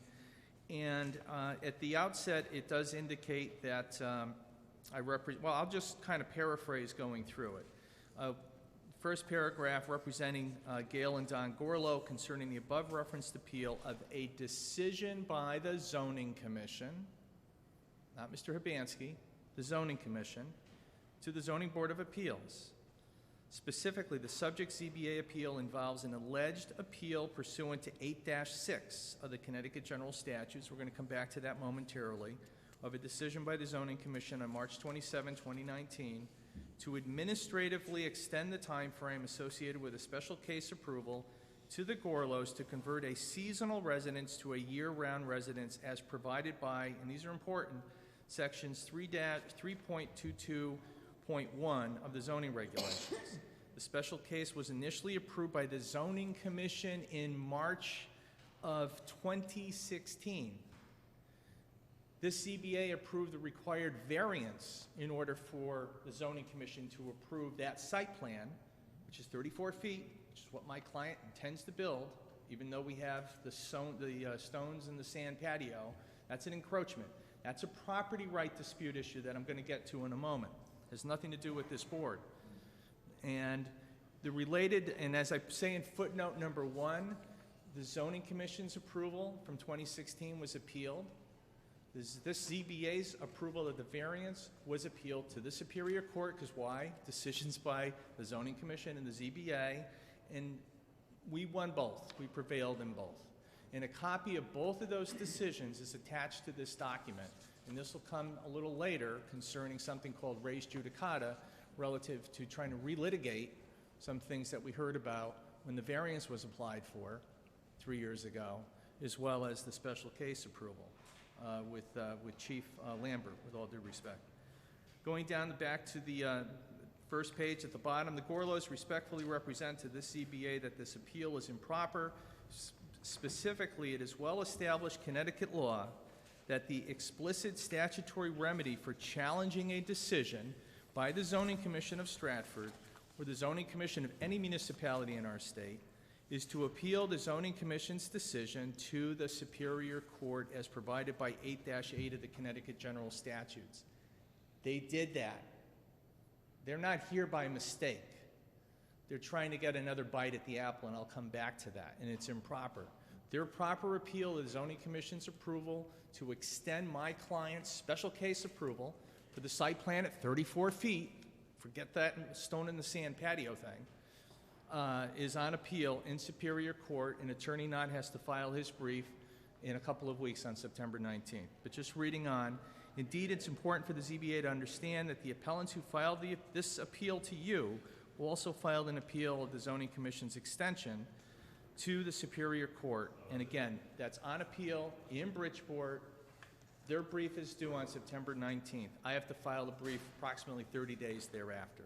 The briefs get filed, we have an oral argument, and the judge is going to decide whether the Zoning Commission somehow abused its authority in granting my client's extension. That's what's going to happen in that zoning appeal. Think about what is being asked of you to do tonight, to second guess and to reverse the Zoning Commission's approval of the extension. Next paragraph. This is important. The subject ZBA appeal does not involve an enforcement matter pursuant to Section 17 of the regulations. Regulations, I refer to your zoning regulations, entitled, quote, enforcement and criminal penalties, end of quote. That's where enforcement comes from. Attorney Knott said, and he said it when his appeal to you, well, there's an enforcement decision, and that gives me the right to take an appeal to you. This decision does not involve Section 17 of your zoning regulations that deals with enforcement and the zoning enforcement officer's authorities there.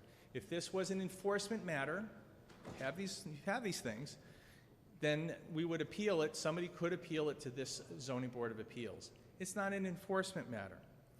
What does this involve? Continuing on in that first full paragraph, second paragraph, page 2, the subject appeal challenges the Zoning Commission's decision to extend the Gorlow special case approval to convert a seasonal family residence to a year-round residence pursuant to what? Not Section 17, pursuant to Sections 3.221 and 20 of your regulations dealing with seasonal residential uses and special case approvals where you have the ability to obtain extensions if you get a special case approval.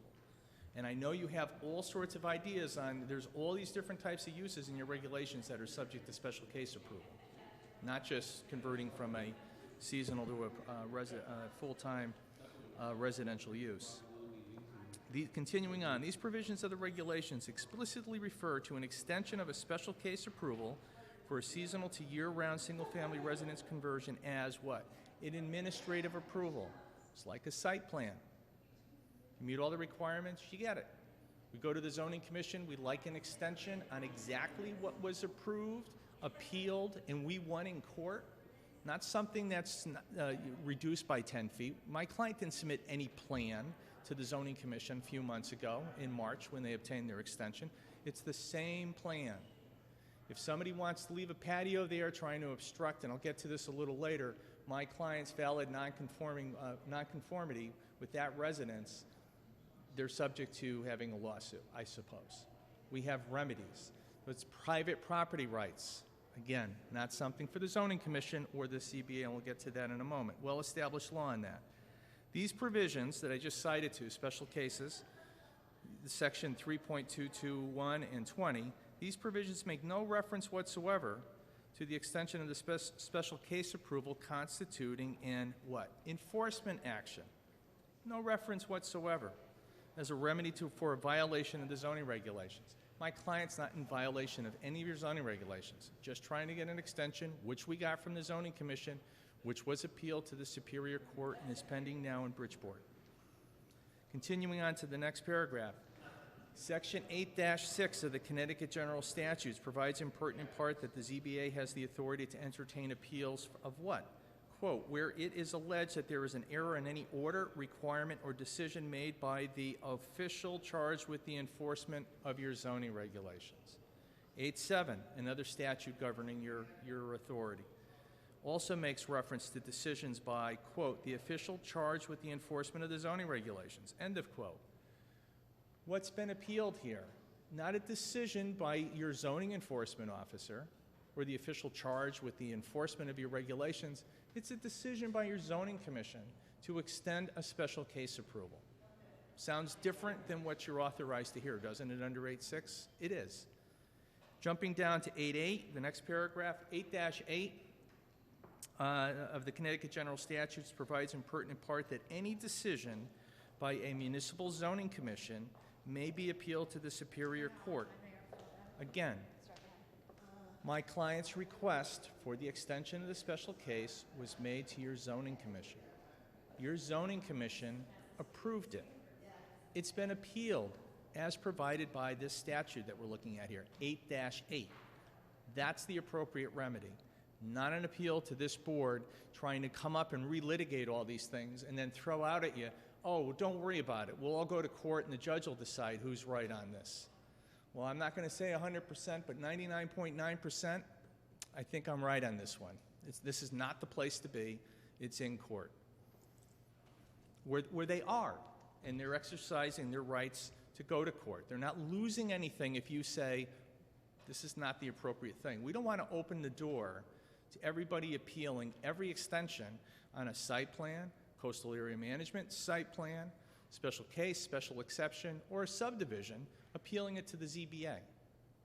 I don't think you really want to be hearing all those things like you're having to deal with this, because those people have remedies.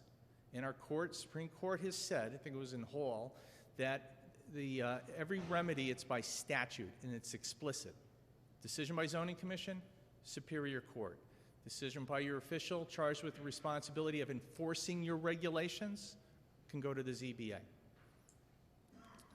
And for those reasons, I think that this is simply, just paraphrasing the last paragraph of page 3, I honestly think that this is an improper attempt by the appellants to have the ZBA usurp the authority of the zoning commission to approve extensions on special case approvals and the authority of the Superior Court to adjudicate your zoning commission's decision to grant an extension.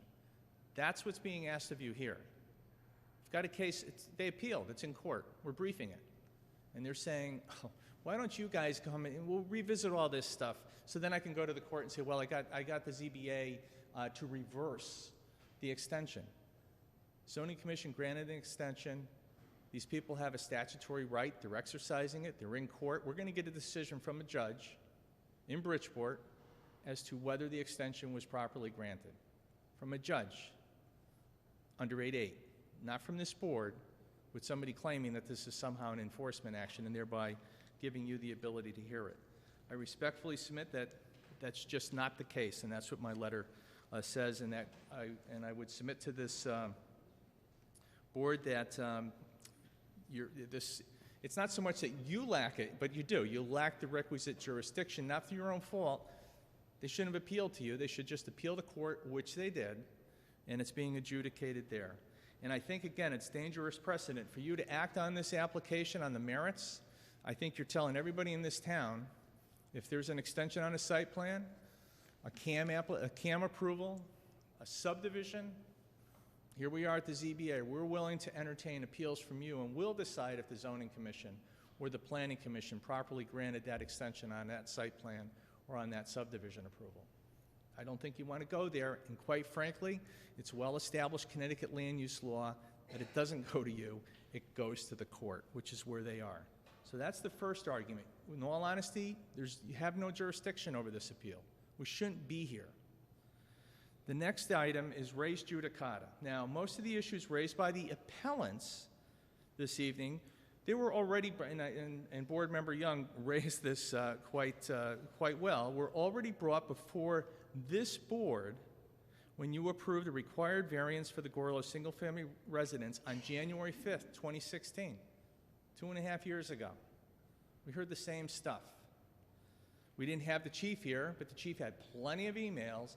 I had FOI'd the chief, asking for all the correspondence that he had with counsel for the appellants. Never got anything back, and once we were in court, we won. There wasn't any reason for me to pursue that, to be bothering the chief. He had certainly other things to be doing. And I'll get back to, in a moment, what the court had to say about the testimony and the record that was before this board and the Zoning Commission back in 2016 concerning this imaginary fire safety issue with one more building, one more residence going in the middle of where all these other residences are. I don't have that aerial, but that's the best thing. But you can see it on Exhibit 14, and I think you're all familiar with it. All the houses down there, it's a beach community. They're all on top of one another. And we had well, I'll come back to that in a moment. That's why I have the cases attached there. So your decision, again, was appealed in part. The appellants in this appeal were also some of the parties that appealed your decision in 2016. And again, you lost, and they lost, and I would respectfully refer the board to Exhibit B in this letter. These are the two decisions from the court. And why don't we just go to the first one? It's Exhibit A. I just have the little tabs on the bottom. New law firm. I don't come in with the big packets like I used to. But the first case is the Zoning Commission. And if you turn to page 3, there's a footnote at the bottom. Looks like this. It's page 3 in the exhibit. Let's go to the first full paragraph. That paragraph there. The problem with plaintiff's position. Now, this is the Zoning Commission appeal. You're going to see the same thing with the ZBA. The problem with this is how there was a fire safety issue, and this is like the worst thing that could possibly happen in the town of Stratford by locating the Gorla's single-family residence there. And by the way, this residence was originally waterward of the mean high water line. In 1992, I believe it was, there was a nor'easter that blew it into the water. So instead of building it back where it was in the water, which of course the state DEP wasn't overly excited about, or the Army Corps, which would have blocked all the views of the people in the first row, all of our neighbors, our potential neighbors now, they would have been looking at this building, this house, back in front of them. We were required to pull it back and to locate it where it is. But let's get back to this fire safety issue. What did the judge have to say about it? Quote, the problem with plaintiff's position is that the commission received other evidence on public health, safety, and convenience and emergency vehicular access to the proposed structure. Mr. Joseph Versteeg, an expert in fire safety, prepared a report in support of the proposed application, which addressed fire safety. I have an update from Mr. Versteeg. I asked him to look at these stones in the sand patio and to provide an opinion if it changed his opinion that he provided to both this board and to the Zoning Commission with the prior applications. And of course, he said, no, it doesn't change any of his opinion. There's no public health safety issue being raised with the location of this single-family residence there. But I'll put that into the record and read it. Then the court goes on. The town's planning and zoning administrator, Mr. Habansky, Jay Habansky, provided a report which opined, quote, the application does not appear to adversely affect the town of Stratford's ability to provide public services as required by section 3.221. And then the Stratford Police Department reported it had no issues with this report. And then presumably the Zoning Commission drew on its own knowledge. So that's the record in the Zoning Commission that the judge looked at and ruled on. Decision is over. No fire safety issue. Mr. Knott is trying to raise all the issues again with this board and trying to get you to reverse your position somehow and to basically revoke something that my client has a constitutionally protected right to that we'll get to in a moment. All right, let's go to the second decision. We'll go to the second to the last page and what I handed out to you. It's page 7. This is the judge's decision. This isn't me speaking. And then, quote, up at the top, first paragraph. However, Mr. Lampert's opinion was not the only expert opinion presented to the ZBA. Mr. Joseph Versteeg, an expert in fire safety, submitted a report that detailed how the proposed structure would comply with the state building code, which incorporates fire safety measures. Residents also testified that the new home location would not create a fire hazard. We had other people living in the association our neighbors, come and speak in favor of this, saying The residences all in that entire area are all close to one another, and this is not going to create a fire safety hazard. So you had residents speak that aren't here tonight, but this was litigated. The ZBA also had the benefit of maps that showed the location of the planned and existing structure and streets and parking lots adjacent there too. Presumably the ZBA, you guys, also had the benefit of local knowledge of the beach community and the surrounding area, including the location of the nearest fire station.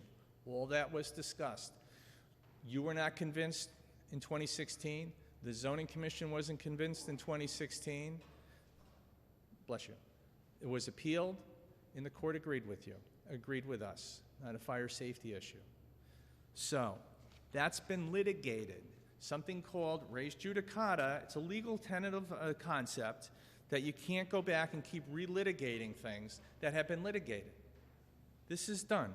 And I would respectfully submit that you can't get multiple bites at the apple, especially when you're in front of a board that you're not even really supposed to be in front of, because you have no statutory right to be here. So therefore, I think that the appellants are improperly attempting to relitigate the same issues raised in their prior appeal, which they can't do as a matter of law. They showed you all these pretty pictures looking from the DeRosa's backyard. For those of you who were here, part of the pitch was it was going to block people's views. Well, that's all subtle. That's all in there. And that's what they're trying to make and point out to you. And with permission of the chair, I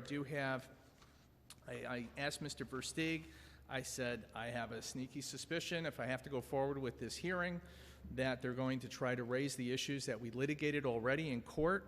But I sent to him a picture of the exact same, the photograph that was submitted with the appeal. And I said, can you just give me a quick report if this has any effect on the report that you wrote on January 4, 2016?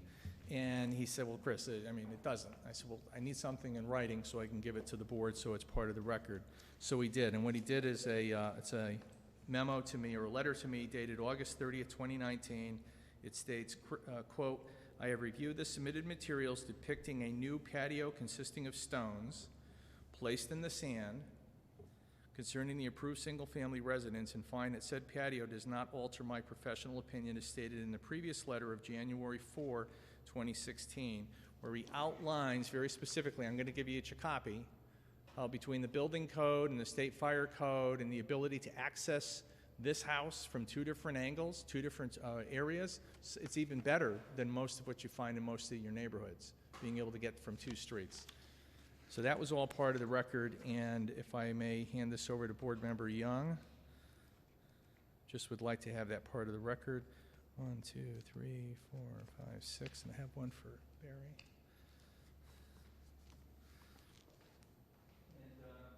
So the top sheet is the update from Mr. Versteeg. The second page is his report from the last time we were in front of you, and we also gave it to the Zoning Commission. And I would respectfully refer you to the resume of Mr. Versteeg that appears right after it. And I think the chief knows Mr. Versteeg, my guess. But Mr. Versteeg is pretty renowned in fire code safety at the state level, and he actually goes around and does a lot of teaching and consulting to our municipalities throughout the state here. And if I thought we'd have dueling experts tonight, I certainly would have had Mr. Versteeg come, but I was not aware of the fact that Chief Lampert was going to be here. But again, doesn't matter. One, we're not supposed to be here. You don't have jurisdiction. And number two, even if you do, we can't go back and relitigate stuff that's already been litigated. Okay, so that's res judicata. First was jurisdiction. Res judicata, trying to raise the same issues and get a second bite at the apple that you heard already in 2016, and a judge upheld and made those findings. Third point is that the board lacks authority. Any land use commission or board in our state lacks authority to determine individual property rights where they're in dispute. And the board member, you picked up on it right away. We have an approved location for a single-family home. You have to get the final plans to the association.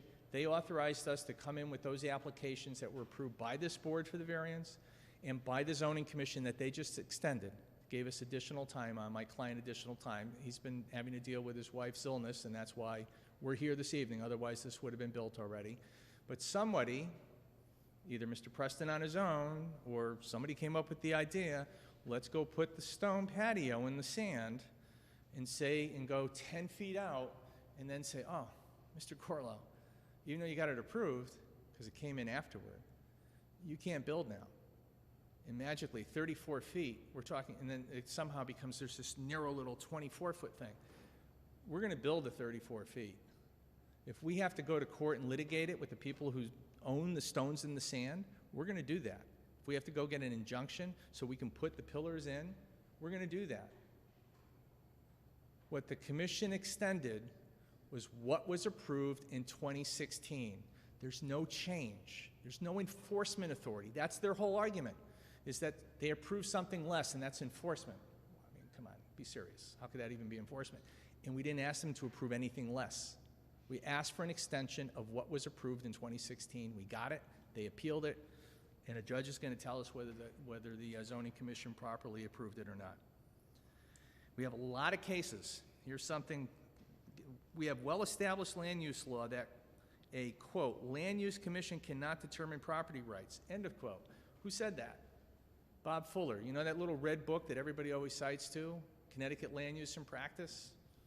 He was a judge, now he's an attorney, but that's what he said there, and there's a number of cases, Moskowitz being one of them, where in our appellate court said there, this is one, I just happen to like this one, that the responsibility of enforcing, I'm paraphrasing, enforcing private property rights is allocated to neighboring landowners, not municipal land use commissions. If somebody has a dispute on an alleged right-of-way or a restrictive covenant or stones in the sand, they can litigate that between each other. But they don't show up and say to the zoning commission or the ZBA, you guys decide. That's for the courts. And our courts have also said that the land use commissions, you're not delegated any authority to do that. You already have enough on your plate under 8-6, what you have to deal with. Variances, appeals, and certain special exceptions. But you're not charged with resolving disputes between property owners and concerning property rights. And again, the effect, if any, of this patio in the sand that has my client's non-conforming residence is not a question within the purview, respectfully submit, of this ZBA nor any other municipal land use commission to adjudicate. And that was a point I made to the zoning commission when the extension was requested. I talked to Mr. Hibansky, and I reminded him that this is a potential property rights dispute between Mr. Preston, who I don't think owns that property anymore. I think it's somebody new, so we're going to be dealing with somebody new, I think, and we're going to deal with them because we have to. They don't remove it. And I reminded Mr. Hibansky, if he could remind the commission, that property rights, not for the zoning commission, property rights, with all due respect, not for the CBA. I don't think you want to be, I mean, it's enough on your plate tonight that we're here on an appeal from the zoning commission approving an extension on a special case. Now they also want you to determine some property right issue on whether the association did this or Mr. Preston did that, and what rights, how that's affected our approval. That's not for you. That's going to be for a judge to decide, presumably in Bridgeport or in federal court. And there's well-established case law to that effect. The last point I would like to make, and it's not necessarily for this board, is that the Gorlows have a constitutionally protected non-conforming residence. The patio in the sand is an improper attempt to divest the Gorlows of their vested constitutionally protected non-conforming residence. As to the patio in the sand, I'm not sure who owns the stones, as I said, but there is a question as to whether the placement of these stones constitutes an improper effort to deprive the Gorlows of their vested approvals. Those are all nice buzzwords, but they're very important. And more importantly, vested non-conforming single-family residence. As you're probably aware, my clients have a vested non-conforming single-family residence that is considered by our state Supreme Court to constitute not only a, quote, vested right that adheres to the land, end of quote, but a right, quote, entitled to constitutional protections, end of quote. That's Petrucci versus the Oxford ZBA. So my client has constitutionally protected rights to this non-conforming residence that was approved by who? By this board with the variance and by the zoning commission when they approved the transition. You're being asked to revoke that. And I would respectfully, based on something, the stones in the sand patio. I mean, that's the basis for why we're here this evening. It has nothing to do with this board. It's that these stones that have gone into the sand, which I think would actually give footing to anybody trying to get to the house, as opposed to a firefighter running in the sand, they would have some footing.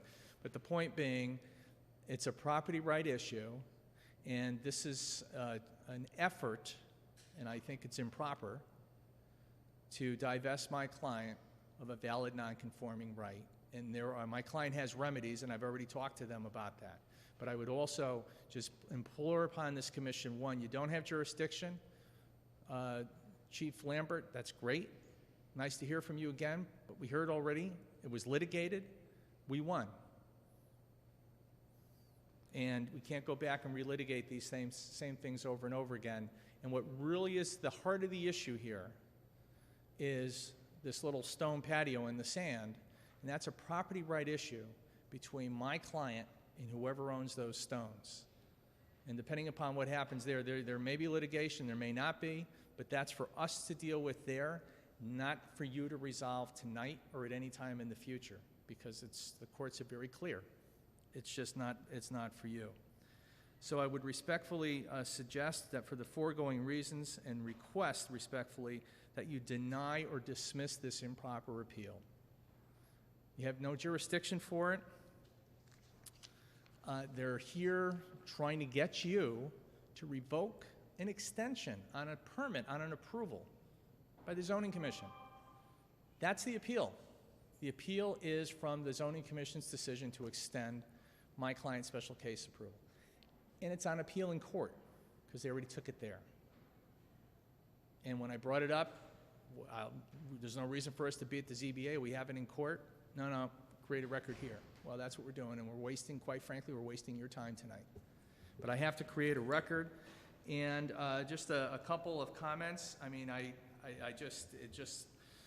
the 2019, the intervention thing was just a smoke thing. I mean, when the case is disposed of, that's over and done with. But I really, I'm not even going to comment other than just point out that the answer to my client's problems, one of the board members asked from their attorney, the appellant's attorney, was they can go build in the parking lot. Well, that's nice. That's like coming in with a housing proposal, and it's like, well, it doesn't really work for this site. Why don't you go build it by that old abandoned site by the train station or someplace? Boy, no jurisdiction, should not be here with all due respect. It's not your fault. You didn't take the appeal here. Raised judicata, trying to raise the same issues that were already raised and adjudicated and with a final decision. Didn't go to the appellate court, final decision with the Superior Court. That means it's final. A property, and it's all based on a property rights issue that you don't even have the authority to entertain and make a decision on. And I just have to leave you with this one thought. My client has not changed that site plan that was approved by this board or by the Zoning Commission. They have no intention of changing it. They're going forward with it. And everybody in the room can hear that. But I heard one of the main bases for being here is that we submitted something different. We're down to 24 or whatever it is, 34 to 24, whatever the footage is. We've lost 10 feet, and we submitted it's a different site plan, and that's what the commission approved. They didn't approve any new site plan. We just asked for an extension. We didn't show up in front of them. There was no new plan, and no new plan has been drafted to accommodate that little stone in the sand patio. That's going to be contested. It won't be contested here. It's going to be in court if that's where we have to go. But I just, in closing, it's just very unfortunate that we're here, but I appreciate you taking the time, both with the applicant's presentation, I'm sure the rebuttal, but in listening to our concerns. And I would just ask and implore upon this board on behalf of my clients who've gone through the ringer with trying to get the final approvals for this, which we did have obtained, And now we've just gone for an extension, and we have, some of our neighbors are just trying to relitigate some of the same things that we already litigated and won on. And I would just ask you to dismiss this appeal or deny it as not having jurisdiction.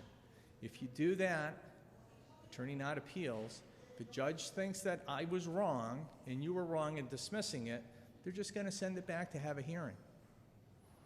That's not going to happen, because whatever judge gets it, it's going to be the same judge that has the zoning commission appeal, and they're going to be like, well, what'd you go to the ZBA for? Let's get this case over and done with. You guys filed your briefs, your people filed your briefs, let's have a hearing, have your argument, and I'll give you a decision. That's what's going to happen, and that's what I would ask you to let happen. So thank you. I don't know if you have any questions, I'm more than happy to respond to them. Thank you, Attorney Smith. Are there any questions from the board? Ms. Young. I have a question for Attorney Knott and for Attorney Floric, but not for Attorney Smith. Oh, really? Okay. Sounds like he'll be in the room if we want to bring him back. Can I present my rebuttal first? Would that be helpful, or it's up to you? Whatever the chairwoman would prefer. I may answer it in my rebuttal.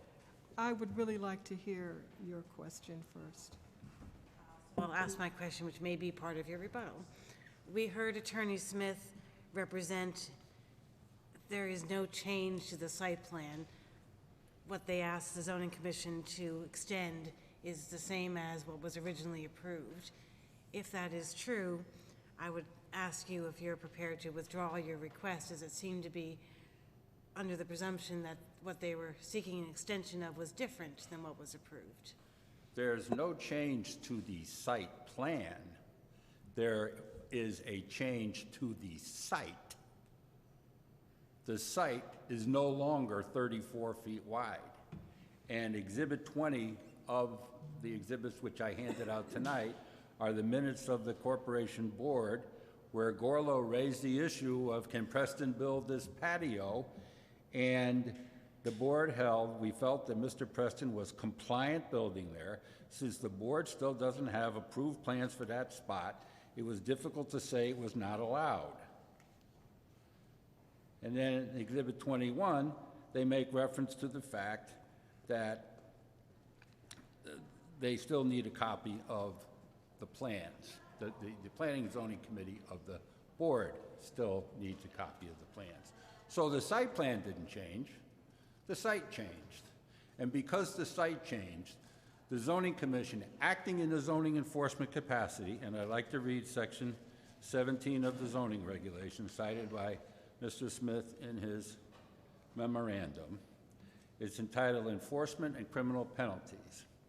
The regulations and orders thereunder shall be enforced by the Planning and Zoning Administrator, who is hereby authorized to cause any building, sign, structure, place, or premises to be inspected and examined, and to order in writing the remedying of any condition found to exist therein or thereon in violation of such regulation or order. So here the Zoning Commission was acting in the place of the Planning and Zoning Administrator, as is allowed under Section 20.2.3 or whatever it was, the 18-month extension regulation. And the regulation or order that the Zoning Commission was enforcing was the site plan that was originally approved by the BZA and the Zoning Commission, which now is being proposed on a site which no longer exists. Now, as far as him offering to stipulate that the Superior Court route is the right way to go and my refusing to do so, and therefore I'm at fault for having you here tonight and bringing this action tonight. He kept talking about fault, fault, fault, fault. There's no fault involved here. I'm not obligated to enter into any stipulations that are contrary to the interests of my clients in a Superior Court action. The fact that I did not stipulate to what he proposed me to stipulate is irrelevant and should not be considered by you. And it certainly isn't something that is my fault that we're here tonight.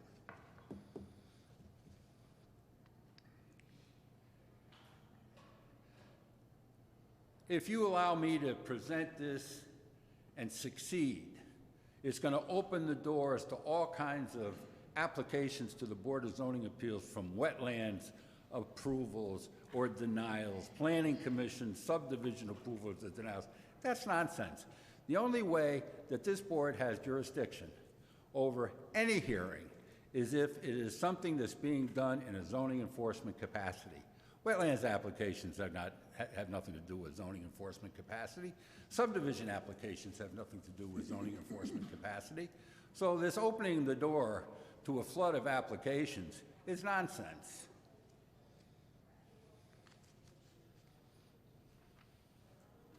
That's it. Thank you. Thank you. Are there any other questions? Jeanette had a follow-up question to Attorney Floric. Please. Sorry, I have a follow-up question to Attorney Floric. My red light's now. We heard Attorney Smith suggest, in his opinion, we could deny or dismiss. Do you share that opinion, that those are two among at least three choices of actions we could take tonight? You could determine as a board that you do not have jurisdiction to entertain Attorney Knott's client's appeal. That would be a dismissal then? Correct. So a dismissal, we would not need to justify, or does it help all the parties concerned that we justify a dismissal if there was a motion? Well, I would think that you could, if I were you guys, I would take this in two steps. If you consider this tonight, or whether you keep the public hearing open and consider it at your next meeting, the first step would be for the board to consider whether or not they have jurisdiction, considering what Attorney Knott and Attorney Smith said. If the board finds that it does have jurisdiction, then the board should consider whether or not to reverse the zoning commission's decision from March of 2019. So I would take it in two steps. But if you can't say you don't have jurisdiction and then consider Attorney Knott's appeal. If you decide you don't have jurisdiction, then this appeal's over. If you do find you have jurisdiction, then you move on to the second question. You move on to the merits of Attorney Knott's appeal. Does that address your question? It does, and I thank you.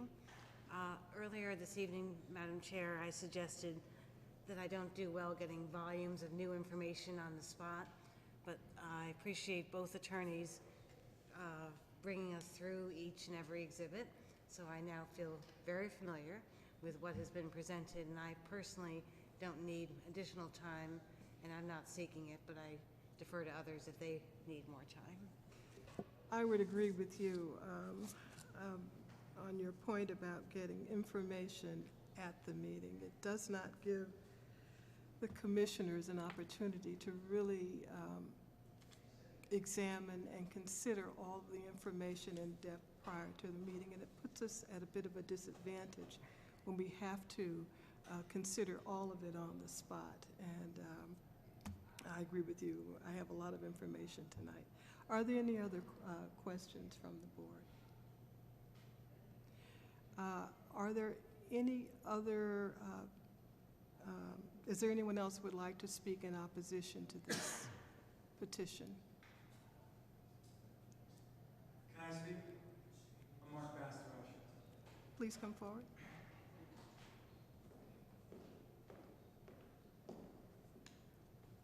I just want to let the board know, I don't know. Excuse me, could you just give your name again? Mark and your Bastrash, address? 102 West Beach Drive.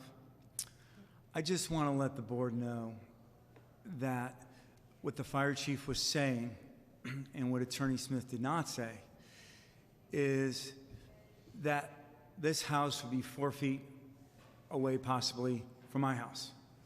And there's no way. Excuse me, are you speaking in support or opposition to? Opposition. In support.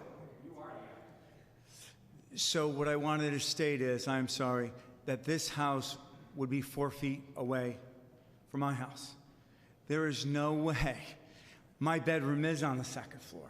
If my house was on fire, no one could possibly get to it from the side of the house. There's just no way. And secondly, for me and my wife, it would be detrimental to us with that fire safety issue. Are there any questions for me? Thank you.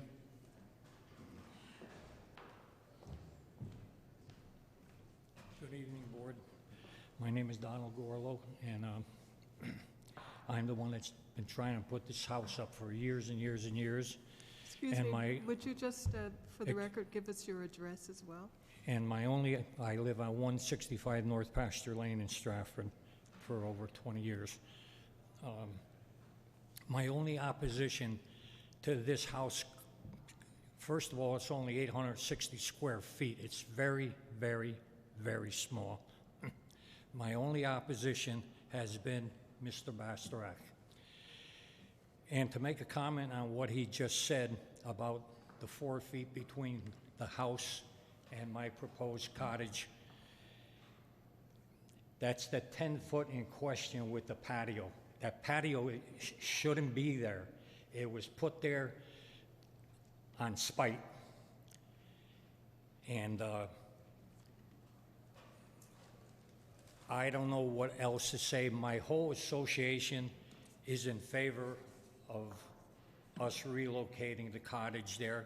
There's no opposition at all. I got everybody's approval except for Mr. Bastarak, who was very, very friendly with Mr. Preston. And when Mr. Preston's house was for sale, that is when the patio was laid down. And the patio is just a bunch of tiles laying flat on the sand. And it's on my it's on my property. And that's what's been stopping us from building. Also, my wife is very ill, and we're asking for an extension, partially because of her condition. I'm asking for your consideration. The other boards were went in our favor, and I thank you for letting me stand up here and tell you what I had to say. Thank you very much. Thank you. Are there any questions or comments from the board? Motion to close the public hearing? It's been moved and seconded. All those in favor, please say aye. Opposed? Thank you. That brings...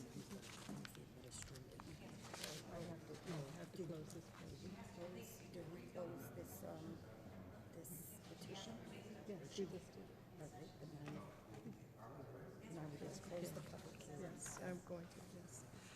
Thank you. That concludes the public portion of the hearing. We will go into administrative session, and when we do, you are certainly welcome to remain, but there will be no further comments. I will now entertain a motion to adjourn the public portion of the hearing. Second. Is there a second? Thank you. Would you all like to have a couple of minutes, 5-minute break in between? Okay, we will do that.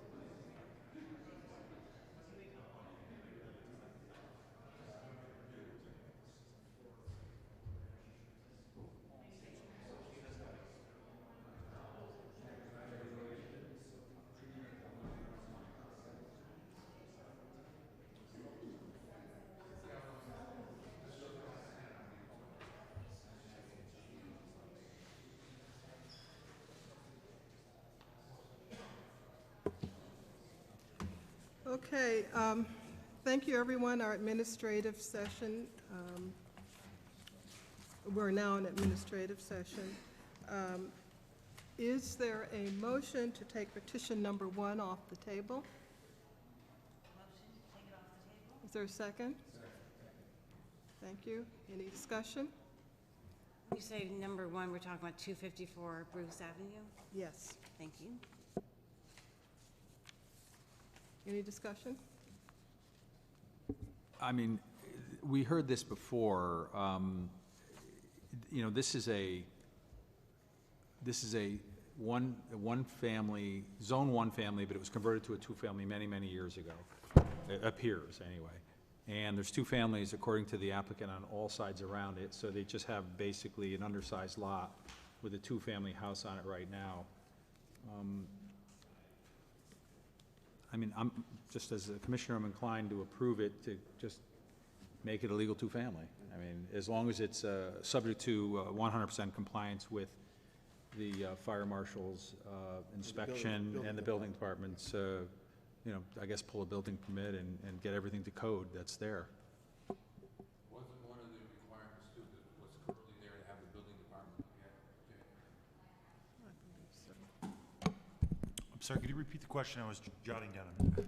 One of the requirements for this 2-family was what work has already been done to have the building department inspect it also? Right, and I think that would echo what Commissioner DeCilio was, I think, alluding to, is that, you know, if the board decided that they wanted to approve this application, they should do so with the condition that the applicant secure building permits to legalize everything that's been done and that everything be brought up to code, to current standards.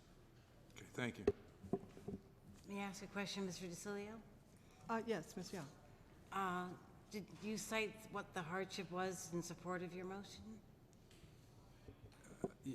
I don't know if this actually is a hardship, but I mean, what I stated was you have a pre-existing 2-family that dates back, we don't know how many years, an illegal conversion. So the property it has an undersized lot for its current existence. I don't know, is that a hardship? I think undersized lot is a hardship, but Mr. Vansky, did you want to opine, or are you good with that? That works for me. Another question for Mr. DeCilio. If I recall correctly, the applicant offered some mitigation in the form of parking restrictions. If I recall Mr. Hibansky's letter, or maybe it was their narrative, talking about trying to mitigate some of the concerns that we raised at the June meeting. Or any of those conditions that you would want to add if you're making a motion to approve this? Commissioner Young, I was commenting, not making a motion, but if you were so inclined to make a motion to approve with those stipulations, I would favor that. Does anyone recall what those mitigation items were? Well, I remember them, but I don't remember the specifics to be able to itemize them to our secretary. I don't think there were any real specifics about how each unit would be limited. What I can tell you is that the off-street parking requirement is 1 space per unit, and I'll leave it at that.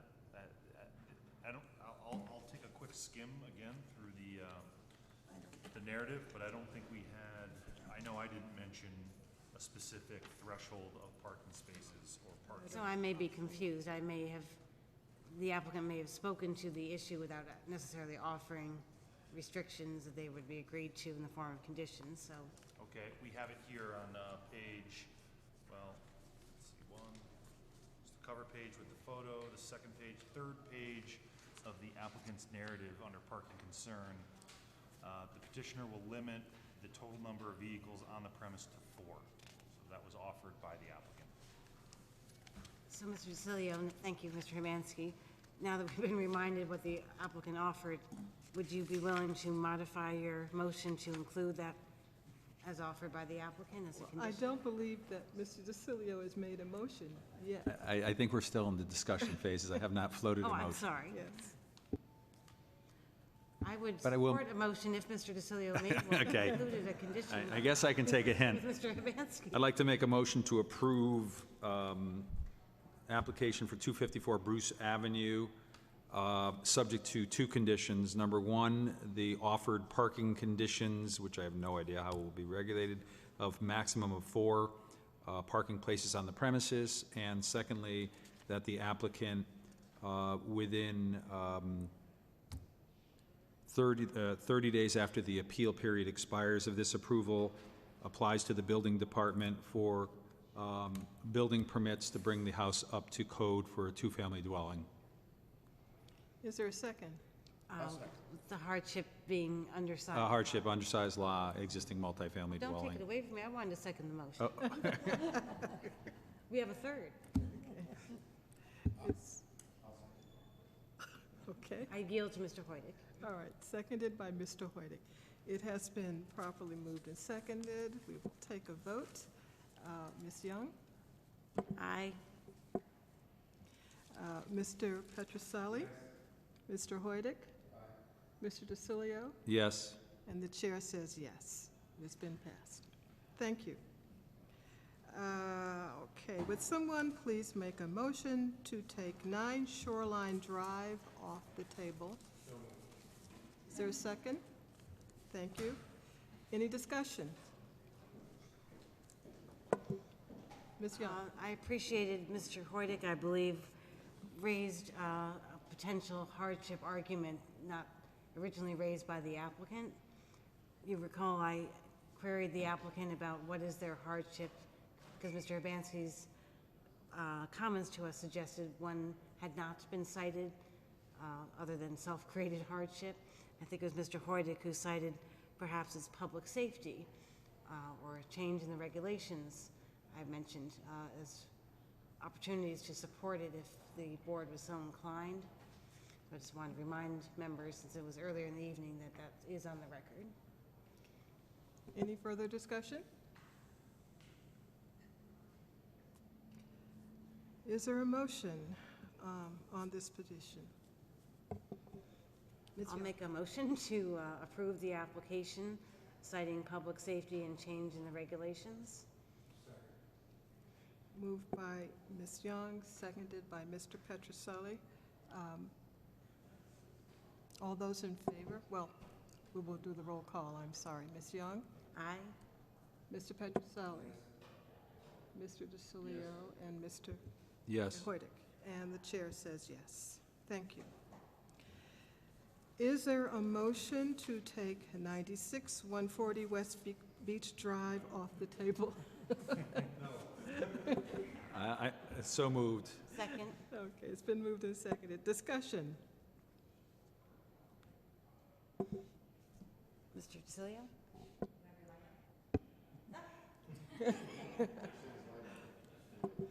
Ms. Young? I appreciate both the attorneys who we heard from tonight and the presentations they made and the comprehensiveness and their thoroughness in walking us through their various exhibits. That being said, I kept trying to get to the nitty-gritty, what is the question before us and is it properly before us? And I personally am of the conclusion this application is not properly before us and should be dismissed. I don't think we have the authority to overturn the zoning commission's decision, and I'll let others make a discussion if they so choose before I make a motion, but I'm just telling you where I'm at. Any further discussion? So I'll make a motion if no one else wants to discuss. Well, I would just like to add that I too have a great deal of discomfort with being asked to overturn a decision made by the zoning commission. I don't think that that is our place. And my other concern is that it is currently being litigated, and I don't feel comfortable making any decision on something that's being litigated. With that, I will entertain your motion. So earlier in the evening, I queried Attorney Florick about our options tonight, and dismissal was one of those options. So it's different than our traditional options of denial or approval, but dismissal is an option for us if it's not properly before us. So my motion is to dismiss this application, as we are not authorized to be reviewing this or overturning the decision of the zoning commission, in my opinion. Is there a second?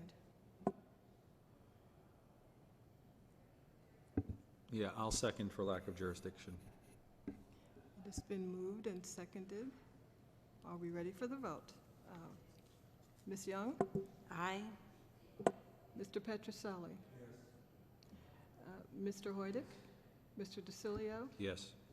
And the chair votes yes.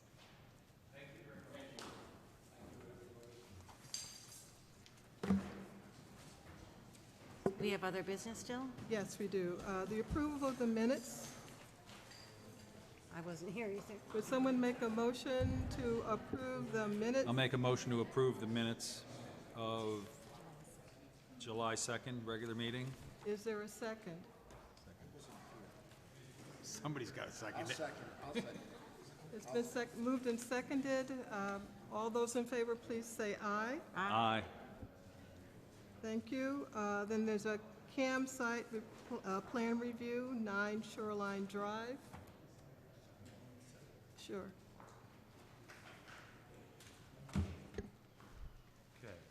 So, as the applicant stated, this application was referred to DEP for review.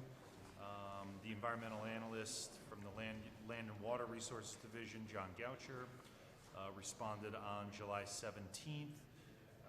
Let us know that they did not have any comments for the board's consideration. My staff comments just quickly outline what coastal resources are in that area. This area happens to have beaches and dunes that are mildly sloped, composed of waterworks, sand, gravel, cobble deposits, which is beach, and when present, wind-deposited sands and dunes. The beach proper is positioned between the mean low water and coastal bluffs, escarpments, and dunes or vegetation. The map designation includes all areas of sandy beach fill. Dunes and sand flats positioned landward and elevated above the beach support coastal grasslands dominated by beach grass. Again, DEEP had no concerns on impacts to coastal resources. I share that comment. I have no concern and recommended approval. Mr. Urbanski, could I make a motion with, that attaches a condition to it? Yes, you may. So I'd like to make a motion to approve the CAM site plan with the condition that the applicant shall restore the site to pre-build conditions, replacing any grasses or other coastal resources that may need to be removed to allow for the construction to occur. Moved and seconded. Any further discussion, I should ask? All those in favor, please say aye. Aye. Any opposed? Thank you. Let's see. Under member concerns and comments, we do have, you should have received in your packet a memo from Attorney Florek about zoning variances and the Americans with Disabilities Act. Oh, I'm very sorry. It goes under other items, I'm reminded. Are there any other member concerns or comments? Okay. Then, to other items with the town attorney's memo. And this is in response to Ms. Young's question that was asked at a previous meeting, I believe. Has everyone had an opportunity to read this? And I want to thank Attorney Florek for researching this and advising us and giving us this information. I don't believe we need to take any kind of action on it. Okay. Can I ask you, Attorney Florek, and I concur with the chairwoman, to offering our thanks to you, to bottom line this, we can use the ADA rationale in lieu of traditional hardship if certain criteria is met as outlined in your memorandum? Yes, and it's not a normal variance. It's not a normal hardship analysis. It's slightly different. And my advice to you guys, but more importantly to Jay, because he sees these when they come in the front door, to just alert the town attorney, Chris Hodgson, and just so we guide these through you guys, because they can get complicated. But, huh?